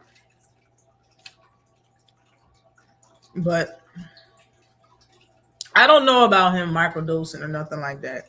I don't know about it. I'm not going to sit here and act like I know about it. But what I will say is, when it comes to something being odd and a lot of people questioning something, and if a team that's being questioned about something won't address the question, but they talk all the time, 24/7, address other people, address that, it makes it seem more suspicious. And the fact that Devin gained so much weight after he weighs in for the next day to fight, that's the suspicion. And the truth is, the Haney's never addressed the questions behind it. So that leaves people to think whatever they want to.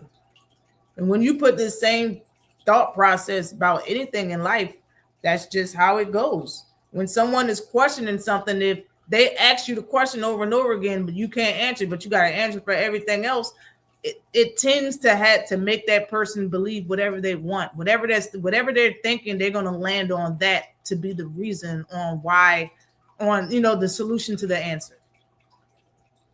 Brian Norman Sr.'s solution to the answer is that he's microdosing. That's why he can do what he's doing. I'm gonna be honest, and I can't sit here and be mad about it, because they won't say why they know it's odd. That's why they won't answer the question. They're purposely not answering on how he can gain that much weight.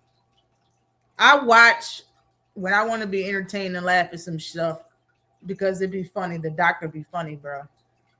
I watched the show with the 600-pound life, the 600-pound people, 700-pound people. They be big as hell, can't move and shit, but they be trying to get surgery, but they have to get down to a certain amount of weight before they can get the surgery. And the doctor tells everybody, all the fat people, the same stuff. You got to get down to a certain amount of weight, and then we'll give you the surgery. And the surgery saves your life. These people be on the verge of dying. You hear me? The doctor would tell them they'll come in the hospital. Right? The doctor got this big ass weight scale. They'll stand on the weight scale. He'll see their weight and be like, look, you got to get down to this amount of weight. It'll be probably 15 pounds. You know what I'm saying? The doctor would be like, you need to lose 15 pounds. Then you can come back. I'll make sure you're on it, and then we'll start the surgery. He'll save your life. They know they about to die. You hear me? They'll get off of that joint, and in a month, they'll go back. My camera is messing up. In a month, they'll go back, and they'll weigh 10 pounds more, 15 pounds more. You feel me? Than what they weighed last month. They didn't lose no weight. They gained 15 pounds. The doctor tell them, you ate 10,000 calories a day to gain this weight that fast. The doctor tell them, the doctor know. Listen, 10,000 calories every day for 30 days makes them fat people gain 15 pounds.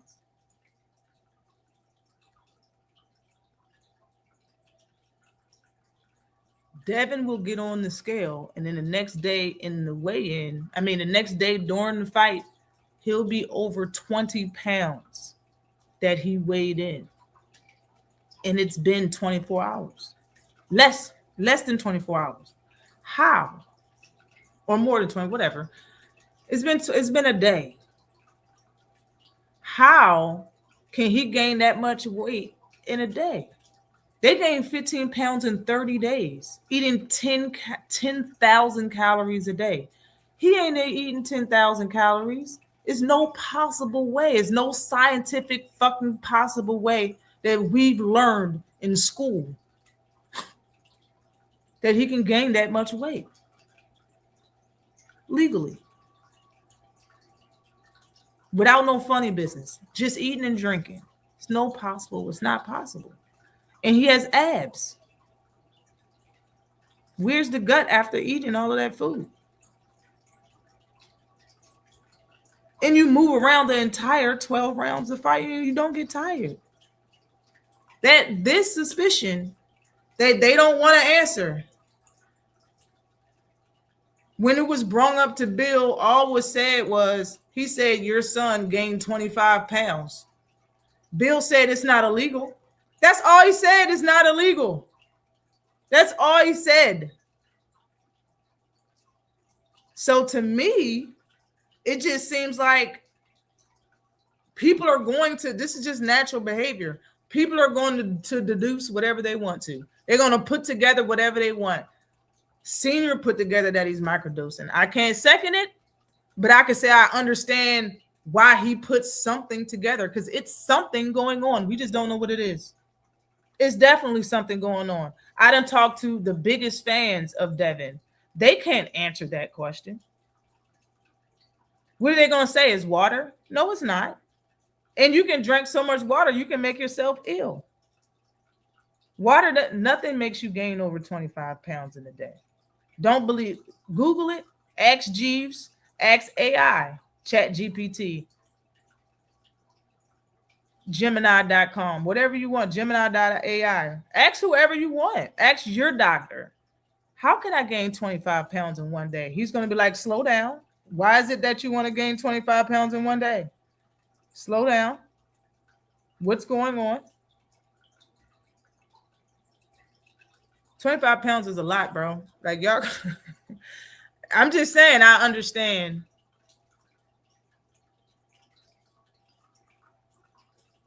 I don't even get what that means. Try again. Salute to you, Ant-Man. What is good with you? What it do? What it do? It is. It's sus. It's sus. That shit sus. That's why he said what he said. I can't second it. Like I said 3 times. Said it 3 times. I can't second that. But I understand why people are coming to some type of a conclusion because they really want an answer to that shit. They really want to know.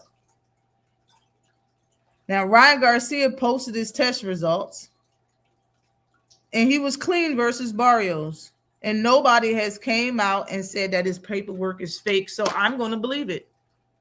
I'm going to believe it and say that Ryan Garcia was clean. I know it was said immediately that he wasn't clean. Well, it was said that, well, people was thinking that. I know Devin tweeted it. Ryan tweeted, Devin tweeted it. Shakur tweeted it. Shakur had the mic talking to the folks during his fight, before and after his fight. And he asked, and he kind of insinuated that Ryan was on PEDs after watching the fight. So that's why I'm just saying Ryan posted his test results from VADA and it said that he was clean. We'll see what's going to happen in the future, but I don't think Ryan was on nothing in that fight. Like a lot of, man, come on. Devin is one person, but Barrios is a different person. A lot of people said Barrios don't move his head. Barrios going to get beat up. And that's exactly what happened. So what's the big deal? Like when it came to Devin, y'all didn't expect that. I knew he was gonna get beat up, but y'all didn't expect that. You didn't expect it. So everybody's like, oh, something must have been happening. Everybody expected him to beat up Barrios. So what's the big deal? Like really, it's not a shocker. The shocker was Devin. This ain't a shocker. So I don't see why people just, jumped out of the, off their couch and said that shit real hard. Like, but it's all good. I don't think he was on nothing when he fought Barrios, man. Like, come on, you'll be stupid. You're really throwing away your career to do it again and be on something again after having a title shot that you can actually win and be a champ for first time in your career. The motives got to make sense to me. And a lot of times they don't when people be putting jackets on people. Salute to you, Mr. Sharp is in the building. What is good with you? Did he really gain 25 pounds, though? Yeah. For one of those, I don't remember what fight it was, yeah. And Regis came out and said he gained 23 for his fight. Some people were saying 25. Some people were saying 15. Nah. Probably for a certain fight, yeah, it probably was a time that he gained 15, but there was a time he gained 25.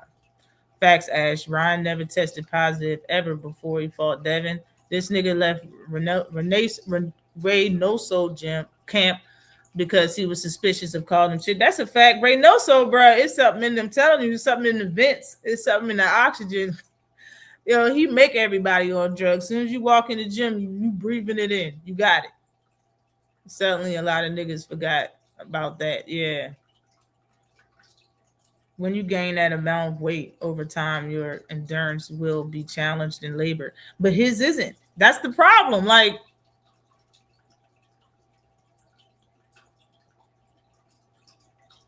I'm just saying. Since you want to come here and talk about Tank, let's talk about Tank. Rumor. Tank is going to fight Pitbull Cruz. That's my pen. Tank is going to fight Pitbull Cruz. And if Lamont Roach beats Zepeda and gets the WBC, Tank will fight Lamont Roach, I believe, for the title. Maybe he'll go back down to 135. Tank Davis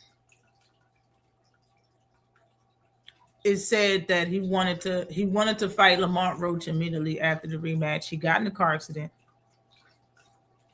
and shit's just been going the way they're going, basically. You know what I'm saying? But Roach and Zepeda is fighting at 135, and Tank is said to come back at 140.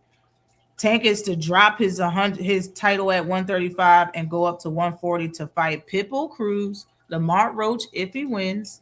And he's going to fight Gary's brother, Gary Antoine Russell. These are the rumors. And it's looking like they're right. It's looking like this is really what's going on right now with Gervonta Davis.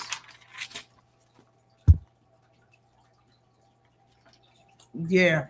That, and he was crying. You remember he was going through the emotional episodes, and Canelo was saying that he was used goods or damaged goods or something. He was wasting his talent. That's what he was saying. Canelo was snitching on his ass, and he cried in the gym. The personal insider claims that Shakur Stevenson had no intention in fighting Devin Haney because of the size difference. And because of the things that he's been saying is kind of pointing at that. You know what I mean? And Shakur also wanted to be the A side versus Devin. And that's why the fight actually did not happen versus Devin and Shakur. Period.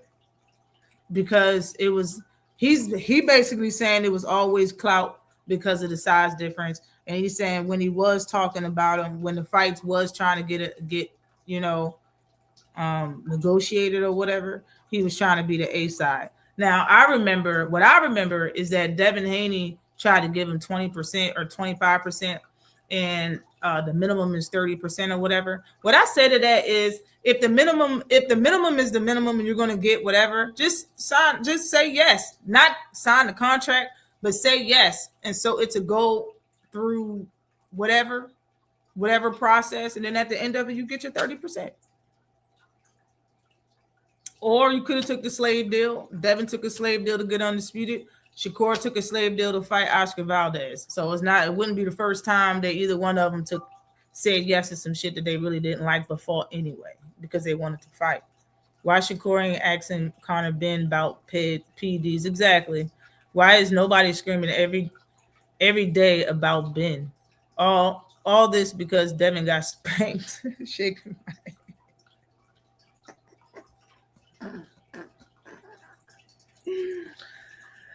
Oh, and it's also said, same person that said the stuff about Tank said Shakur Stevenson demanded. Well, I don't know where he got this information, but I've been saying this shit, man. Shakur Stevenson demanded 50-50 split versus Tank during negotiations back in November of 2024. That's why the fight did not happen.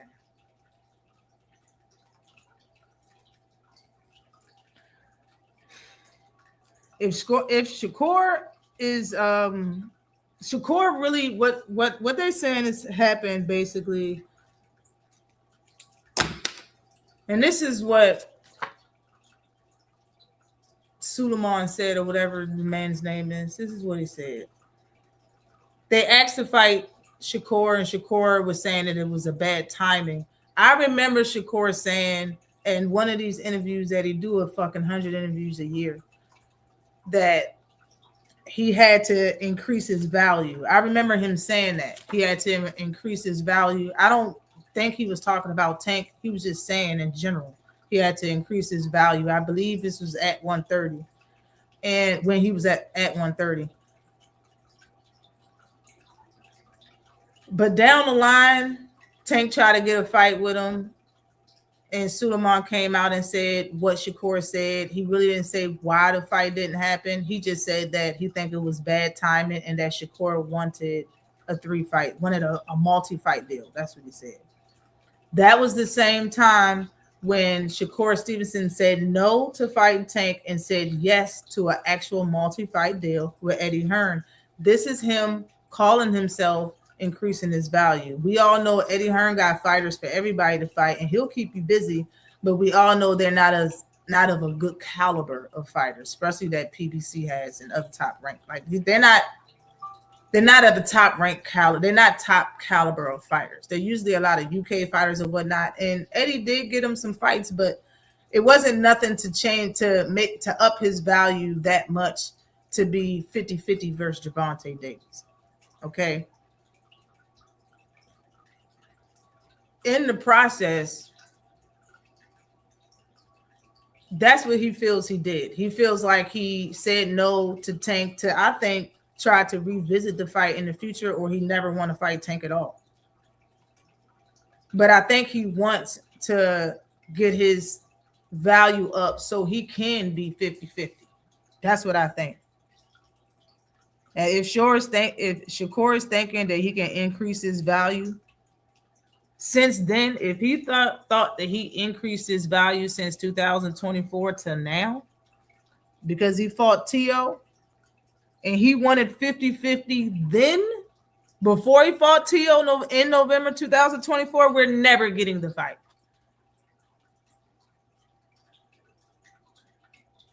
If he wanted 50-50 then, and he think he's increased his value since then, we ain't never getting that fight. Now, this is what we've been saying. When negotiations come out, I know I've been fucking saying this shit for the longest time. And when I've had conversations about Tank fighting this person and that person for the last decade, I've been said Tank's the A side. And people like, well, you keep saying that like people don't know that. You say that like fighters don't know that. Like fighters, you act like Shakur won't be the B side. And you act like he don't know that. You act like Devin don't know that he the B side. Both of them didn't sign a contract. They didn't sign a contract. Did they? Did they sign a contract? No. Devin didn't really take a slave deal. They lied about it. You know what? I believe you too. They lie about everything when it comes to Devin. Salute to you, Thrill Hill. What is good with you? Definitely appreciate you coming through, sir. Kurt just revealed Padley's value. Yeah, it's funny. Who does Shakur think he is? I don't know, man. But 50-50, bro. And I knew this was happening. Yo, I sat there and watched Shakur argue back and forth with, what's his name? Fuck.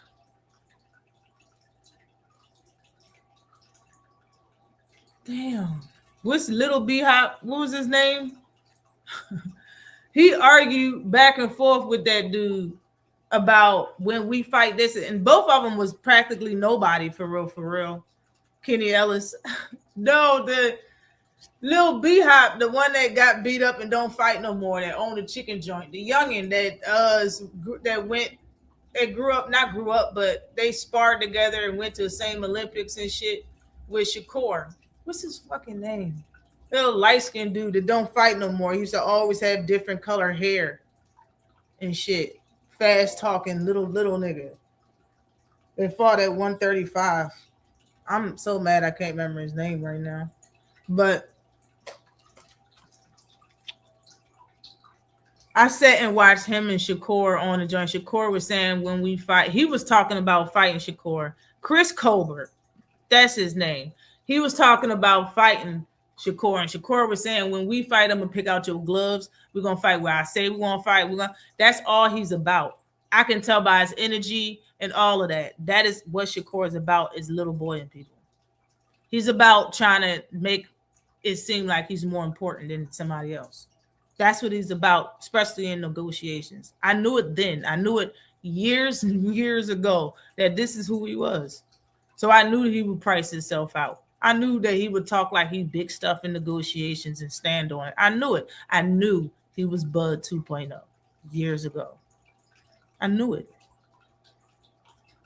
This is it. This is who this motherfucker really is, down in his heart. This is who a lot of people want to be. You want to act like that you can say and get away, do whatever you want. Shakur does that shit, and you get away with it. It's crazy. Absolutely mind-blowing. Dark-skinned Cobra. It's Bud something for real. Yeah. Yeah.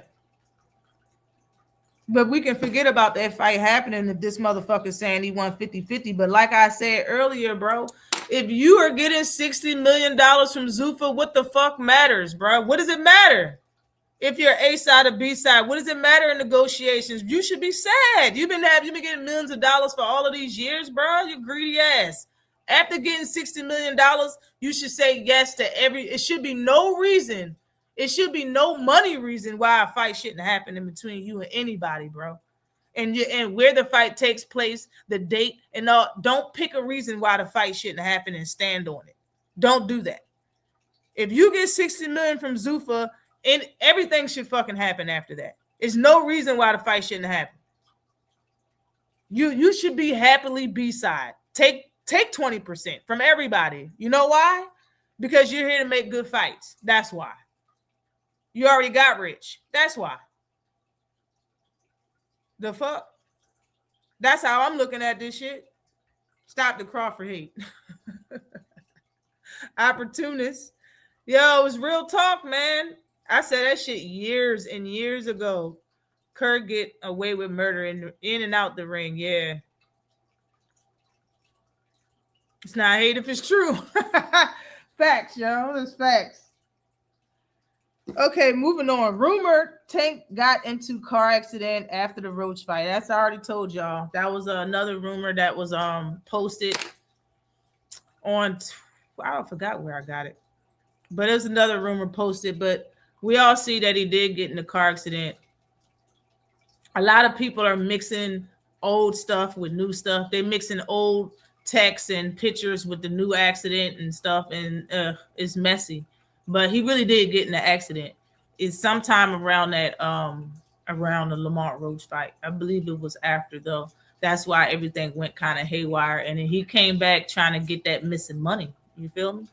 He missed out on some money, so he came back trying to get that Jake Paul fight, and shit happened again. Man, all I know is, man, Tank, and I said this shit when people was hating on him, is people when people hate on Tank, they find things to hate about because he be out the way. He don't be saying much. He don't be nowhere. He don't do nothing. People find things to hate about. So when it was said that he was going to fight Jake Paul, everybody made hate videos about him leaving money on the table, leaving meat on the bone, not being Hall of Fame, about to retire. Bottom line, he's gonna retire. He's gonna retire. I was like, yo, all y'all put y'all channels on that. I want all y'all channels to be gone and don't come back under a different name. Be gone, do something else with your life. Cause y'all don't know what you just want to hate. Y'all just want to be haters, bro. Y'all know damn well y'all didn't know what y'all was talking about. Why would Jake Paul be his last fight? Even if he did fight him, why would it be his last fight? And people really didn't have no answer for that. They just wanted to hate on him. They just wanted to talk bad about him because he's getting a Jake Paul fight. But when somebody else was about to get the fight, nobody had shit to say. And this is a lot of times when it comes to Tank. That's why if I was him, I would have been left the sport. And people would have been like, why? And be like, because y'all hate me and only me. Anybody can do anything, but if I do it, I'm the one y'all hate on. If I do something first, it's the worst. But if somebody else do it, you congratulate it. I would kill y'all. Like seriously. Real talk. If I was in a room with people that did that, bruh, I'm leaving the room. Y'all ain't. Like, that's how much anger I have behind shit like that. Yeah. And that's how everybody treat Tank. Yeah. So that's how I feel behind it. That's why I have so much energy behind the Tank hate. The Tank hate. Because honestly, people been treating me like that my entire career. It's never cool when I do it, but it's always cool when somebody else do it. So fuck everybody. That's how I live my life. Fuck everybody. I kill everybody. Try me. That's my little rant. That's how I feel about this hate and shit that's been going on. When you want to hate on them, that's fine. But stop with the different energy. Y'all act like somebody else can do something that's absolutely fine. But if somebody, come on, bro. If somebody did that to you, if people did that to you your whole life, you probably go to jail for murder because you'll hurt somebody eventually. Eventually, you're gonna fucking hurt somebody. I'm just saying, real talk, yo. Real talk. Salute to you, Thomas Hill. What is good with you? Definitely appreciate you for coming through.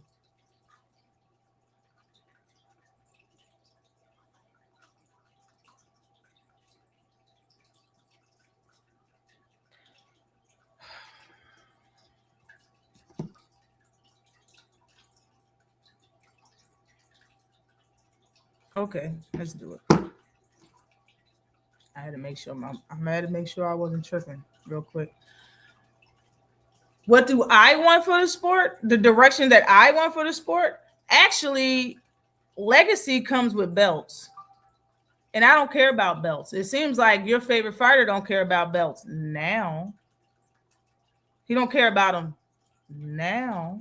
Why is that? He cared about them when he got what he wanted, but now he don't give two shits about the belts. I don't even know who your favorite fighter is, but I know he don't care about the belt. I know he don't. Tank didn't want this. Tank wanted money, and he got what he wanted. Everybody's favorite fighter now wants money. See how funny that is? See how he picked the right way, and they picked what the white man wanted. And I said that, yeah. Because isn't that the Spanish man? Isn't that who they paying the money to for these belts? Huh? They fell in line. I'll do it, master. Give me the belts. Give me the legacy. I'll pay you. Now that they got what they wanted, now fuck them belts. I shouldn't have never paid y'all. All I want is money. You don't see nothing funny with that, dumb? You don't see nothing funny with that.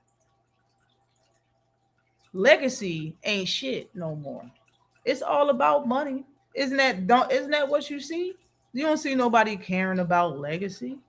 Don't nobody care about that shit, especially after they got it. They care about feeding their family. They care about the new Maserati that came out. Huh? They care about the new jewelry that came out. That's what they care about. Your favorite fighter care about jewelry more than the sport. Now tell me I'm lying. Because I know you probably like Devin's fucking ass. He care about shiny things more than boxing. What are you talking about? That's why he go and get a new Mueller or whatever the hell every time he have a fucking fight. Why? Why you go out and spend a bunch of money on a dumbass watch after you have a fight? And yeah, the direction that the sport is going, regardless if I wanted to go or not, is going in the direction of people not caring about belts. That's why Bud made the statement that he did. That's why Shakur's talking the way he did. That's why Tank always said it from day one. Don't nobody care. Even when Floyd was fighting, he didn't make it his point to be undisputed ever. He never made it his point to get every single belt. No, he cared about the belt that he knew was a Spanish belt, the belt that he knew they didn't want a nigga to have. He kept getting that WBC. So the real thing is Fredo, fucking Little House on the Prairie face ass. You need to pay attention to the sport and really what's going on. Really what's going on. And what's better for the sport, and I said it years ago, and your favorite YouTube channel agreed with me, is the fans. You are fucking up the sport. You. Sam. You're fucking up the sport. Because fans act like some dick riders. Like, I don't know, some ass eaters. Y'all act like y'all want interviews from these fighters so much and they know you or something. They're going to come to your house and beat your ass for telling your actual truth about it or something. I don't know what it is. Y'all scary as shit. Fans be scary as shit when it comes to y'all just agree about everything, don't have an opinion. Just weird as fuck. They praise Anthony, but Tank should have been put out of boxing for it. Exactly. The bad part is they hate Tank because someone told them to. Facts. The male gaze. That's what a lot of men live for, the male gaze. Bunch of gay ass niggas. Not because Tank did anything to him. It's a fact. It's an absolute fact. Tank is the leader. They all follow. That's a fact. Influence like a motherfucker. No Shaka Zulu neither. Real talk. It's real shit. I can agree with that. Fans are messing up the sport. Yes, for real. Little House on the Prairie, right? Face ass. That soft ass shit out of here, bro. Is that the way he's 31 years old? Is that the way you want to go? That soft ass shit the fuck out of here, bro. No, you don't care about legacy. You care about knocking people out. Tell your fighter to get his shitty mitts together or his fucking 25-pound gaining after the fight because he's scared to get hit and knocked and flown around the damn ring ass the fuck up. Shut up. Yeah. Yeah. That's right. He definitely is. He definitely is. That's why he got back and leg tattoos, and Devin went to a special tattoo artist that knocks your ass out and puts you under the needle and so you won't have to feel no pain. And you woke up with leg tats. Yes. Yeah, nigga. Yeah. He grew his facial hair the same way Tank grew his facial hair, bro. He wear the same clothes Tank wear. Yeah. Tank wore that SEX before everybody. Yeah. He wore that that deport shirt or hoodie or whatever. He wore that shit first. Yeah. Chrome Hearts. He wore it first. Yeah. That's your point. Yes. Definitely so. Definitely so. It's as a matter of fact, yes. bad decision making. Yeah, but he didn't tell Devin to get caught with that gun though, did he? Did he tell Devin to get caught with that pistol shooter, with that pistol starter, with a switch on it? Huh? And Tank take a lot of pictures, but he ain't purposely show no butt of a gun on purpose in his picture in the background like Devin did. Devin went to jail for a gun. Tank never went to jail for a gun. Now, stop acting like y'all don't know what's up. I know. I know what's up. I know what's up.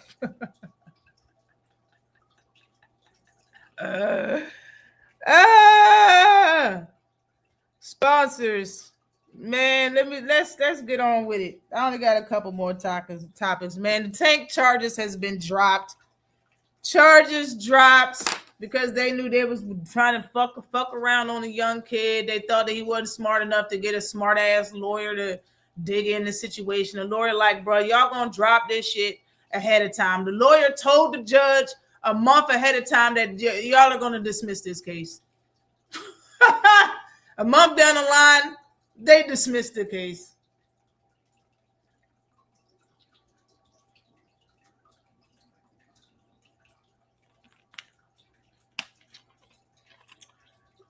Excuse me.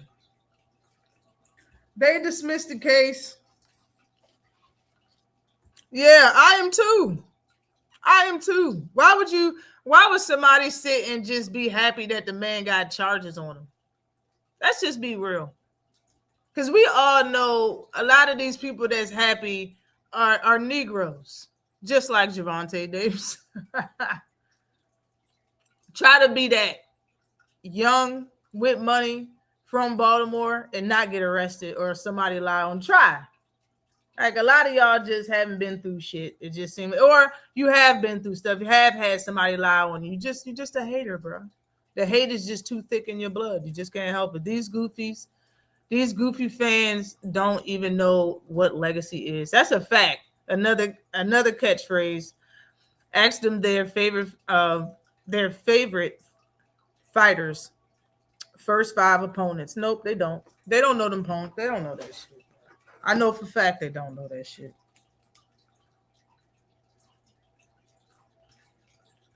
We can talk about Carissa Pappin, but man, I think it's bullshit, man. I think Carissa cheated on this. I said this before. This is the last thing I'm gonna say about Carissa. As I said this, I'm telling you, man, I need to find that live. I'm gonna post it on my on my playlist. But I said it then. It's like, man, Carissa was engaged to be married to that guy that was sitting in between her legs, and she was greasing his parts or doing some cornrows, whatever she was doing. And she was sitting there talking about Tank because Tank called her ugly. She was talking about Tank for like 30 minutes or whatever. I remember that shit because she said, I's about to be married. And she pulled up her hand and she had a ring on her hand. And it was him. It was the man that she was with, that she was engaged to. I remember she used to put out posts on IG about her and her relationship with that man. She put his engagement online, all of that, their engagement online and all of that. And then all of a sudden, she was with Papoose and then told people that her and Papoose had a relationship for like a year. I was like, what happened to old boy? And then now this new stuff come out with this dude named Maserati Bud that's supposed to be signed to G Unit up under 50 Cent. Coincidence? I think not. But the problem is the timeline. When, my girl, did you have time to date Maserati Bud? I thought it was weird that you was with Papoose so heavy and you was just engaged to that other man. And that other dude she was with for like 3 years, on and off. And like I said then, like she act like a bot when she can't be with a boy. Like it's ridiculous, bro. It's ridiculous. When they first had problems and they broke up, that first dude that was sitting between her legs, when they broke up the first time, bruh, that's when she wore that dress. She started wearing dress real provocative out at fights. She used to wear a dress that had a slit in it all the way up to her motherfucking ass. She used to dress very provocative. Then they got back together and then she didn't dress like that. She dressed regular.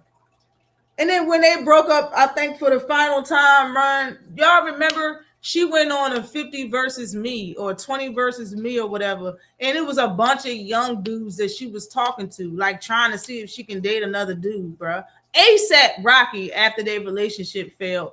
And then she posted a picture of herself telling everybody on IG, telling all the youngins to post a picture of them beside her so she can see how they look together. I was like, what the fuck is going on here? What's going on right now? What is going on right now? And it comes out that you was really dating Maserati Bud? How, Sway? How did it come out that y'all was really dating? And the first thing she said is, I don't know this cat. He a fan. You know what I'm saying? He a fan. I don't know him. He a fan and all this shit. And she brung out the text messages. I was like, all right, okay. This dude sound like my ex. You know what I'm saying? Can't take no for an answer or whatever. But it was a problem in what she was reading. It was a problem. When Maserati Bud came out with his text, though, it was evident she was lying. Because the first thing you said is, I don't know this guy, and he a fan that keeps showing up. We don't know that you there, and you take pictures or whatever. That sound like a stalker, and that's what you calling the man. You calling him a stalker, a fan, somebody just want a picture, somebody just come around. I get it. You feel me? But when he showed his screenshots, bruh, you were talking like what he said it was. Like you found out that he had 2 girlfriends and he spent some time with them. And you were asking if they had sex on the phone. I think people got that twisted. You were trying to make it sound like he said that he didn't have sex with you. That's not what he said. He said he didn't have sex with that girl. If that girl was you, then how come he didn't just say, I didn't have sex with you or Carissa? I told him, you know what I mean? No, that's not really how that was said. Made me think otherwise. But when I listened, I read his text message. Y'all had a relationship. And rule number 1, if you had a relationship with a man or a woman, the first thing that person cannot say is that I don't know who this person is. That's an automatic guilt. Even if you was a man, you can't sit and say you don't know her. You being a woman, you can't sit and say you don't know him. You know him. God damn it. You definitely know him. So it made everything look bad. You look like a liar, bro. You look like a liar. You made everything look bad.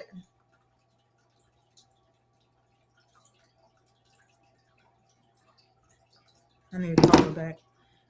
But whatever. I just think she looks very messy. I think you were cheating on your fiance with Papoose. And probably Maserati Bud. I think you're probably talking to all 3 of them or just Maserati.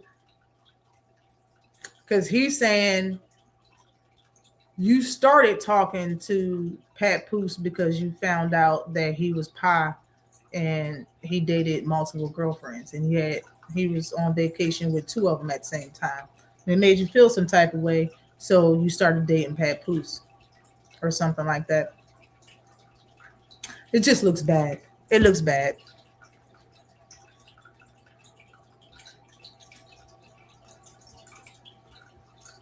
Yeah. Facts. Yeah. When you said she a city girl, yo, I laughed through you. You and Key had my ass dying. Like, I wish I did not miss that shit. That shit was fucking hilarious. Absolutely. You remember that? Absolutely funny. It was funny. Y'all was tearing it up because it's facts, bro. Like, come on, bro. It's the thing she said. It's what if just like y'all said, and I would have been the same way. And I said that earlier in this live. You ain't supposed to say nothing, Carissa. Like when it comes to them 2, Remy and Pap shit, don't say nothing. You knew that man was married. When she found out, ain't nothing to say. What are you talking for? This whole situation would have left me speechless. I wouldn't have said shit. And just like y'all said, she shouldn't have said nothing with this whole Maserati shit. Ooh, she shouldn't have said shit. She should have just let it go. She should just let it go. Let God deal with it. Let God handle it. Y'all was fucking hilarious. I was laughing my ass off. Desperate for attention. She's an attention hoe. Man, she was talking to me too. Bruh, it sounded like a lot was going on. It sounded like a lot.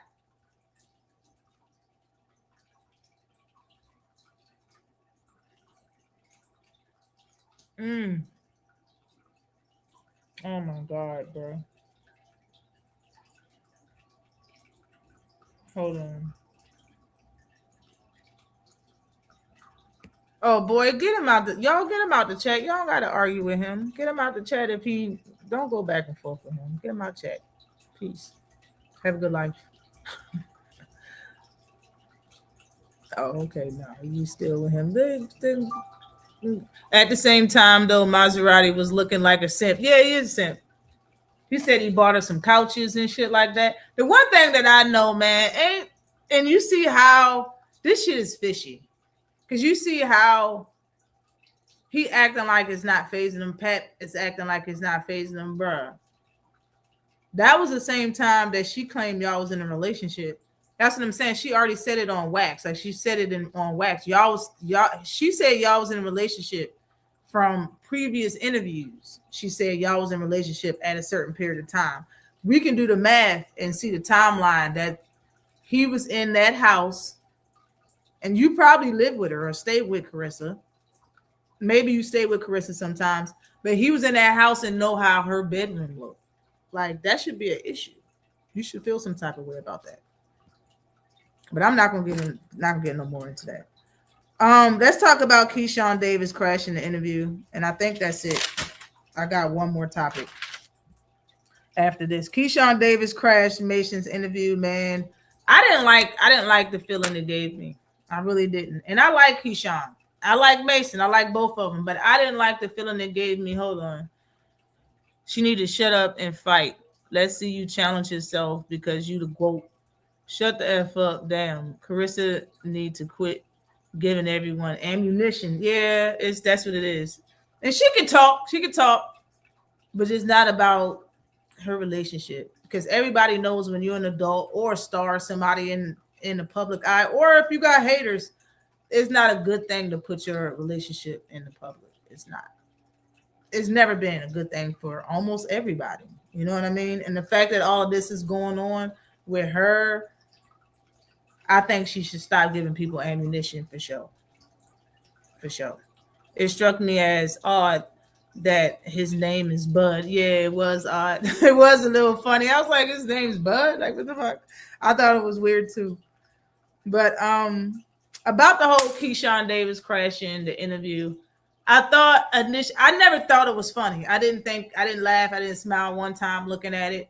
I had to listen to it twice because I couldn't really hear what Mason was saying. And that's what you need to know. You need to understand what he is saying. If you don't hear what he's saying, it looked like he's getting pumped. But that's not what I seen. The first time I watched it, I was like, he's not really good. I need to watch this again, turn it up, focus on what the hell he is saying because of the noise in the background and how loud Keyshawn is. You can barely hear Mason talking. But listen, the people that I knew that never got rowdy like that, they were some killers, bro. I'm not saying they'll beat up everybody. They're the best motherfucker. I'm not saying that, but they were some killers. The people you can never get their heart jumping like that. You can never get them out. They was some silent killers, bro. So to me, from the outside, he didn't look like a punk, but I had to rewind that back. And for real, Mason was really telling him some good shit. Mason wasn't hiding. Mason wasn't riding. He really didn't sound like he was scared in him. He just was quiet.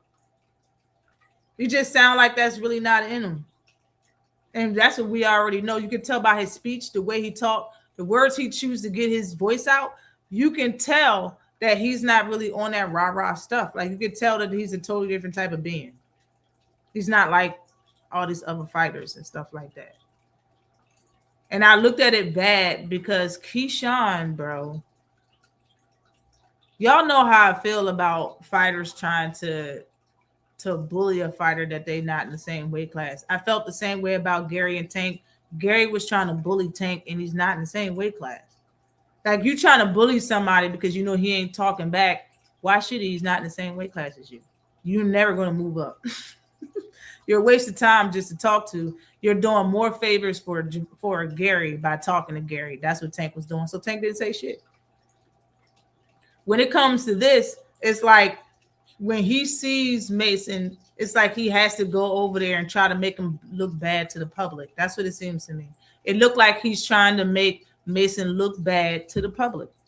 For what? I don't know. You're not in the same weight class and you're not fighting anybody. And you're not fighting him anytime soon.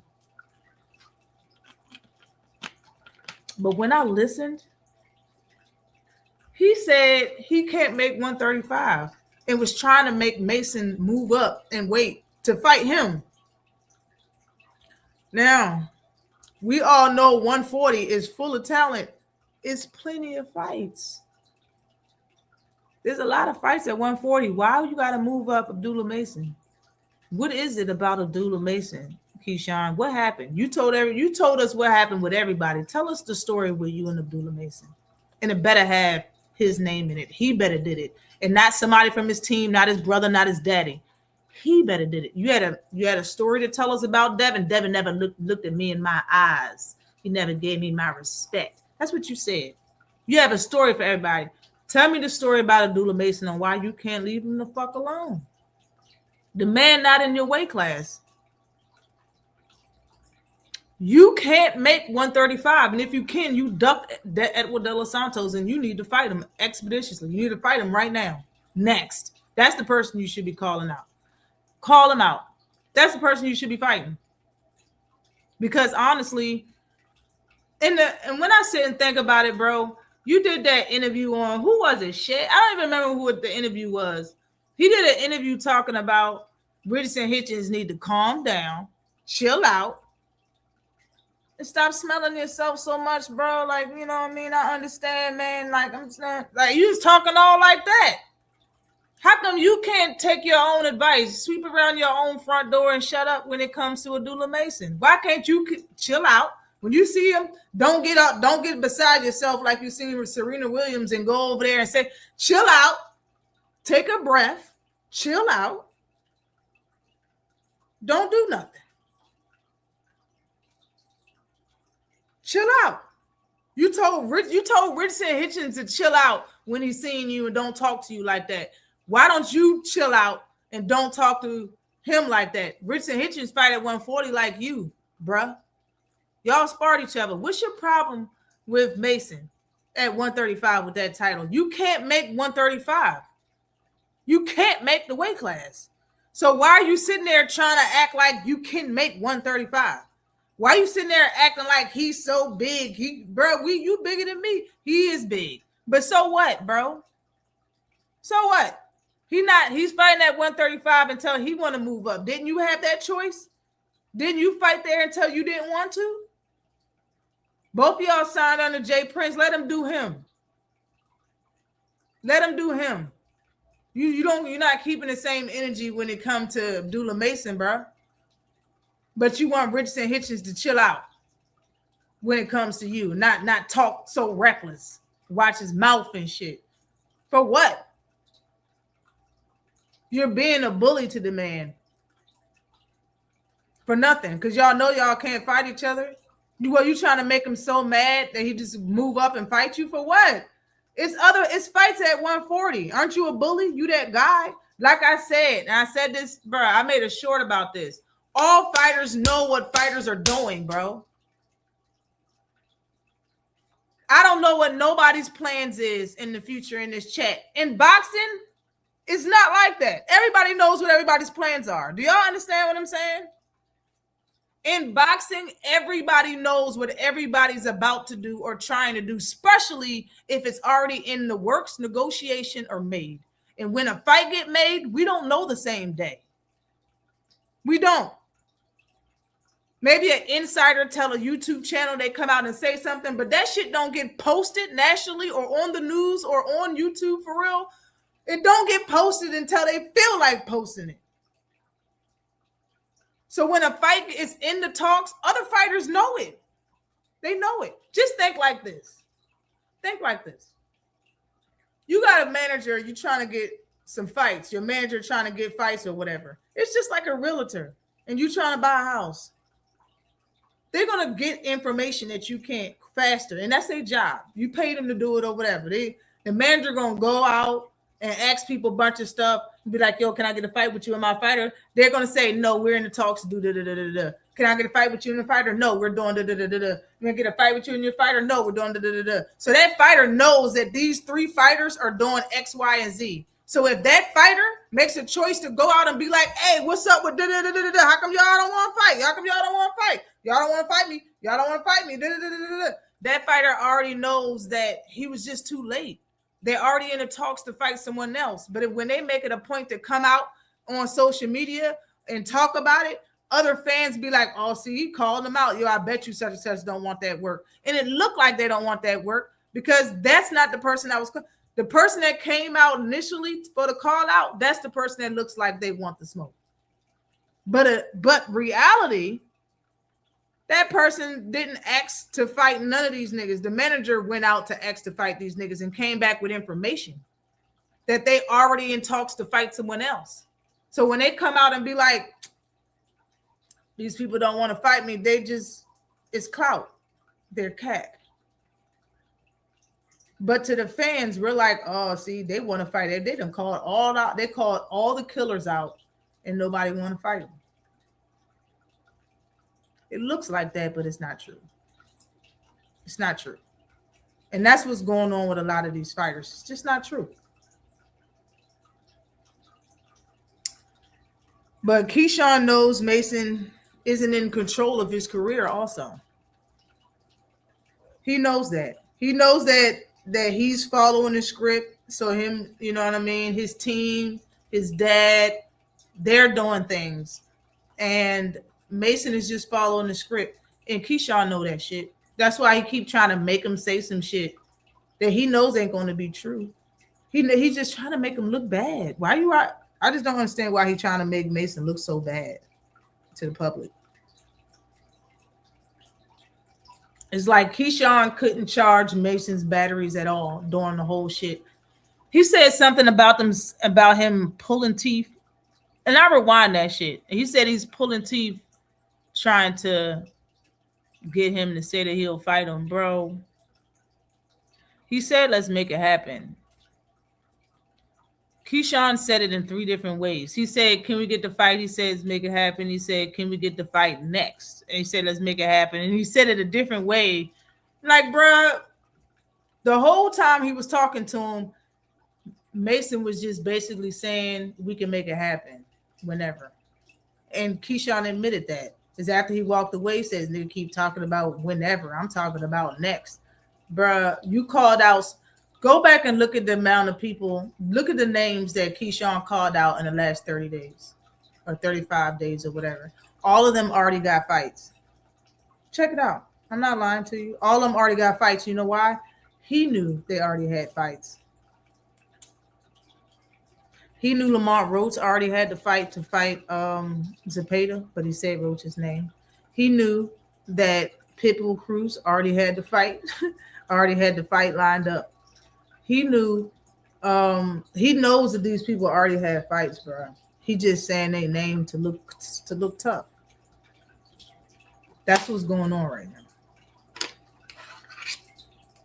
And Mason ain't no like, bro, you in Mason's face and can't make weight to save your life. You can never make 135. You admitted that when you was in his face that you can't make 135. Like it's weird. It's weird. He can't charge Mason batteries at all. Mason was calm as shit in his face. Couldn't get him out his character for nothing. But he was talking back to Keyshawn the whole time. He just wasn't talking loud. He was talking to Keyshawn like he was a non-fucking factor. Facts. Mason wasn't moved by nothing. He wasn't moved by shit that he said, bro.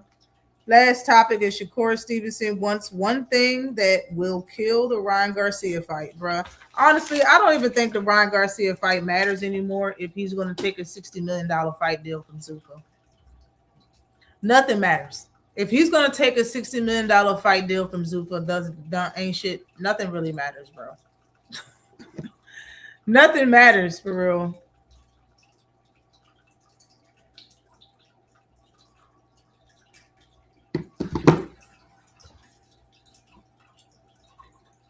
Shit. It's a possibility he might retire, be done with the fuck shit. For real. I'm just being honest. Mason looked that man in his soul and spoke softly and still. Yeah, he spoke softly. It's funny. It told him that he's speaking in the ring, right? And all that Key seems to do is pop shit and cap. That's facts. He do pop shit. Then he concluded by saying, "I got your belt." And even Shu York said, "I'm gonna let him talk to you like that." Shu came through that joint like, "What happened? What happened?" Well, that was funny. He was instigating. She was instigating the whole time, bro. That shit was crazy. I was like, y'all are too much. Y'all doing too much. Sutu Mac Majesty, what is good with you? He said Devin called him a kid. LOL. He's a little older than Devin. Yeah, he did say that. The whole thing that he said about Devin was weird. It was weird. He didn't look at me in my eyes and all that shit was weird. He's trying to pull him up before you're ready. That's a fact. That is what he's trying to do. Abdullah is quiet. He thinks Mason is the one to pick on to boost your fan base. That's a fact. I think he do believe that. But I think he also feels some type of way. I think if Shakur is sweet on somebody, like if Shakur thinks somebody's real nice, Keyshawn want to best him or make him feel some type of way. That's what I think. That's what I think is going on. Why is Mason signed to the same person Shakur signed to and Keyshawn Davis? They all signed to Jay Prince. Why? I just think something's going on. How about the call to Jay Prince? You think that was staged as? Yeah, I think it was. I think it was bullshit. Abdullah is quiet. Yeah. These guys are trying to blur the lines in boxing so they can maneuver or cherry pick their way through the sport. Pick a weight and stick to it. That's a fact. That is a fact. He also sees that Abdullah is the new wave that they're trying to ride in boxing. That's a fact. That's true. But I didn't show, but I go to the top 50 fighters at 135. There's nobody in that weight class but the top 5. Ain't nobody in that weight class. And the top 5 really ain't all that. It's nobody in that weight class. He knows that he isn't in control of his career as well. He's doing damage control from their last event together, where he dropped the ball in front of his hometown in Mason and saved the event. Yep, Mason, after he didn't have a fight, the best thing that happened in the event was Mason's fight and his brother getting beat up. And that's just real talk. Calvin Davis getting beat up was the highlight of the night. During the Mason fight, we heard that Keyshawn went back there and showed his true colors and headbutt not here Albright. Because Mason is the up and coming guy, all the talk is about Mason. Keyshawn is jealous because about a year or two ago, Keyshawn was that guy. That's fact. He messed up when he lost that belt on the scale. Yeah, he just, bro, you need to talk it out with a therapist. But get out that man face. It's not a good look. It's not a good look at all. But hopefully there really ain't news worth making. But for him and Mason to get in that ring so we can have the fight. The locks are on point. Really? I appreciate you. I had to get my hair done. It's been it was like 2 months. I ain't my hair done. Thank you. I appreciate you. Muslims come in peace, but are prepped for war. We're not normally loud or aggressive people. I was just about to say this. He got a problem with Muslims. He got a problem with black men as Muslims, bro. Like, see, he call out all of them. Called out Devin Haney, Tank, and Abdullah Mason. Who else is black Muslim that fight, bro? You got a problem with the Muslims? What's going on? Like, what's going on? I don't know, man. I don't know what's going on. I don't know. Abdullah did the robotic flock. What? He killing them softly with his eyes. What? This song, yo, they say the darndest things. That Active Squad, yo. I'm about to get on up out of here, yo. I done talked about all the topics, man. I done got caught up for the most part. Damn it.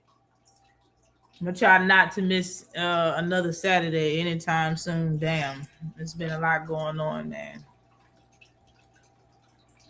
I had to come back and say what I need to about these damn topics and people and boxing. It's a lot of good fights coming up. It's if people stop being scared of each other or scared of a loss or scared of what other people gonna say, we can get some better fights coming up in the future. But that's all to say, like, it's all to wait for in the future. I don't know. It seems like people really just want money nowadays. They don't really care about making the best fight or care about what fans want. For real. They don't really care about what we want. And that's the problem. But it's good fights to be made coming up. Saying that 140 is still deep. Like, we've been saying 140 deep with a lot of fighters in it for like a year and a half to 2 years, and nobody really fought. Like, people really didn't mix it up that much. We did get some fights. We did get some good fights, but they didn't mix it up that much, man. Definitely appreciate y'all for coming through. Everybody from coming through. Please hit that like button when you get on up out of here, yo. I see you next Saturday, hopefully. Next Saturday.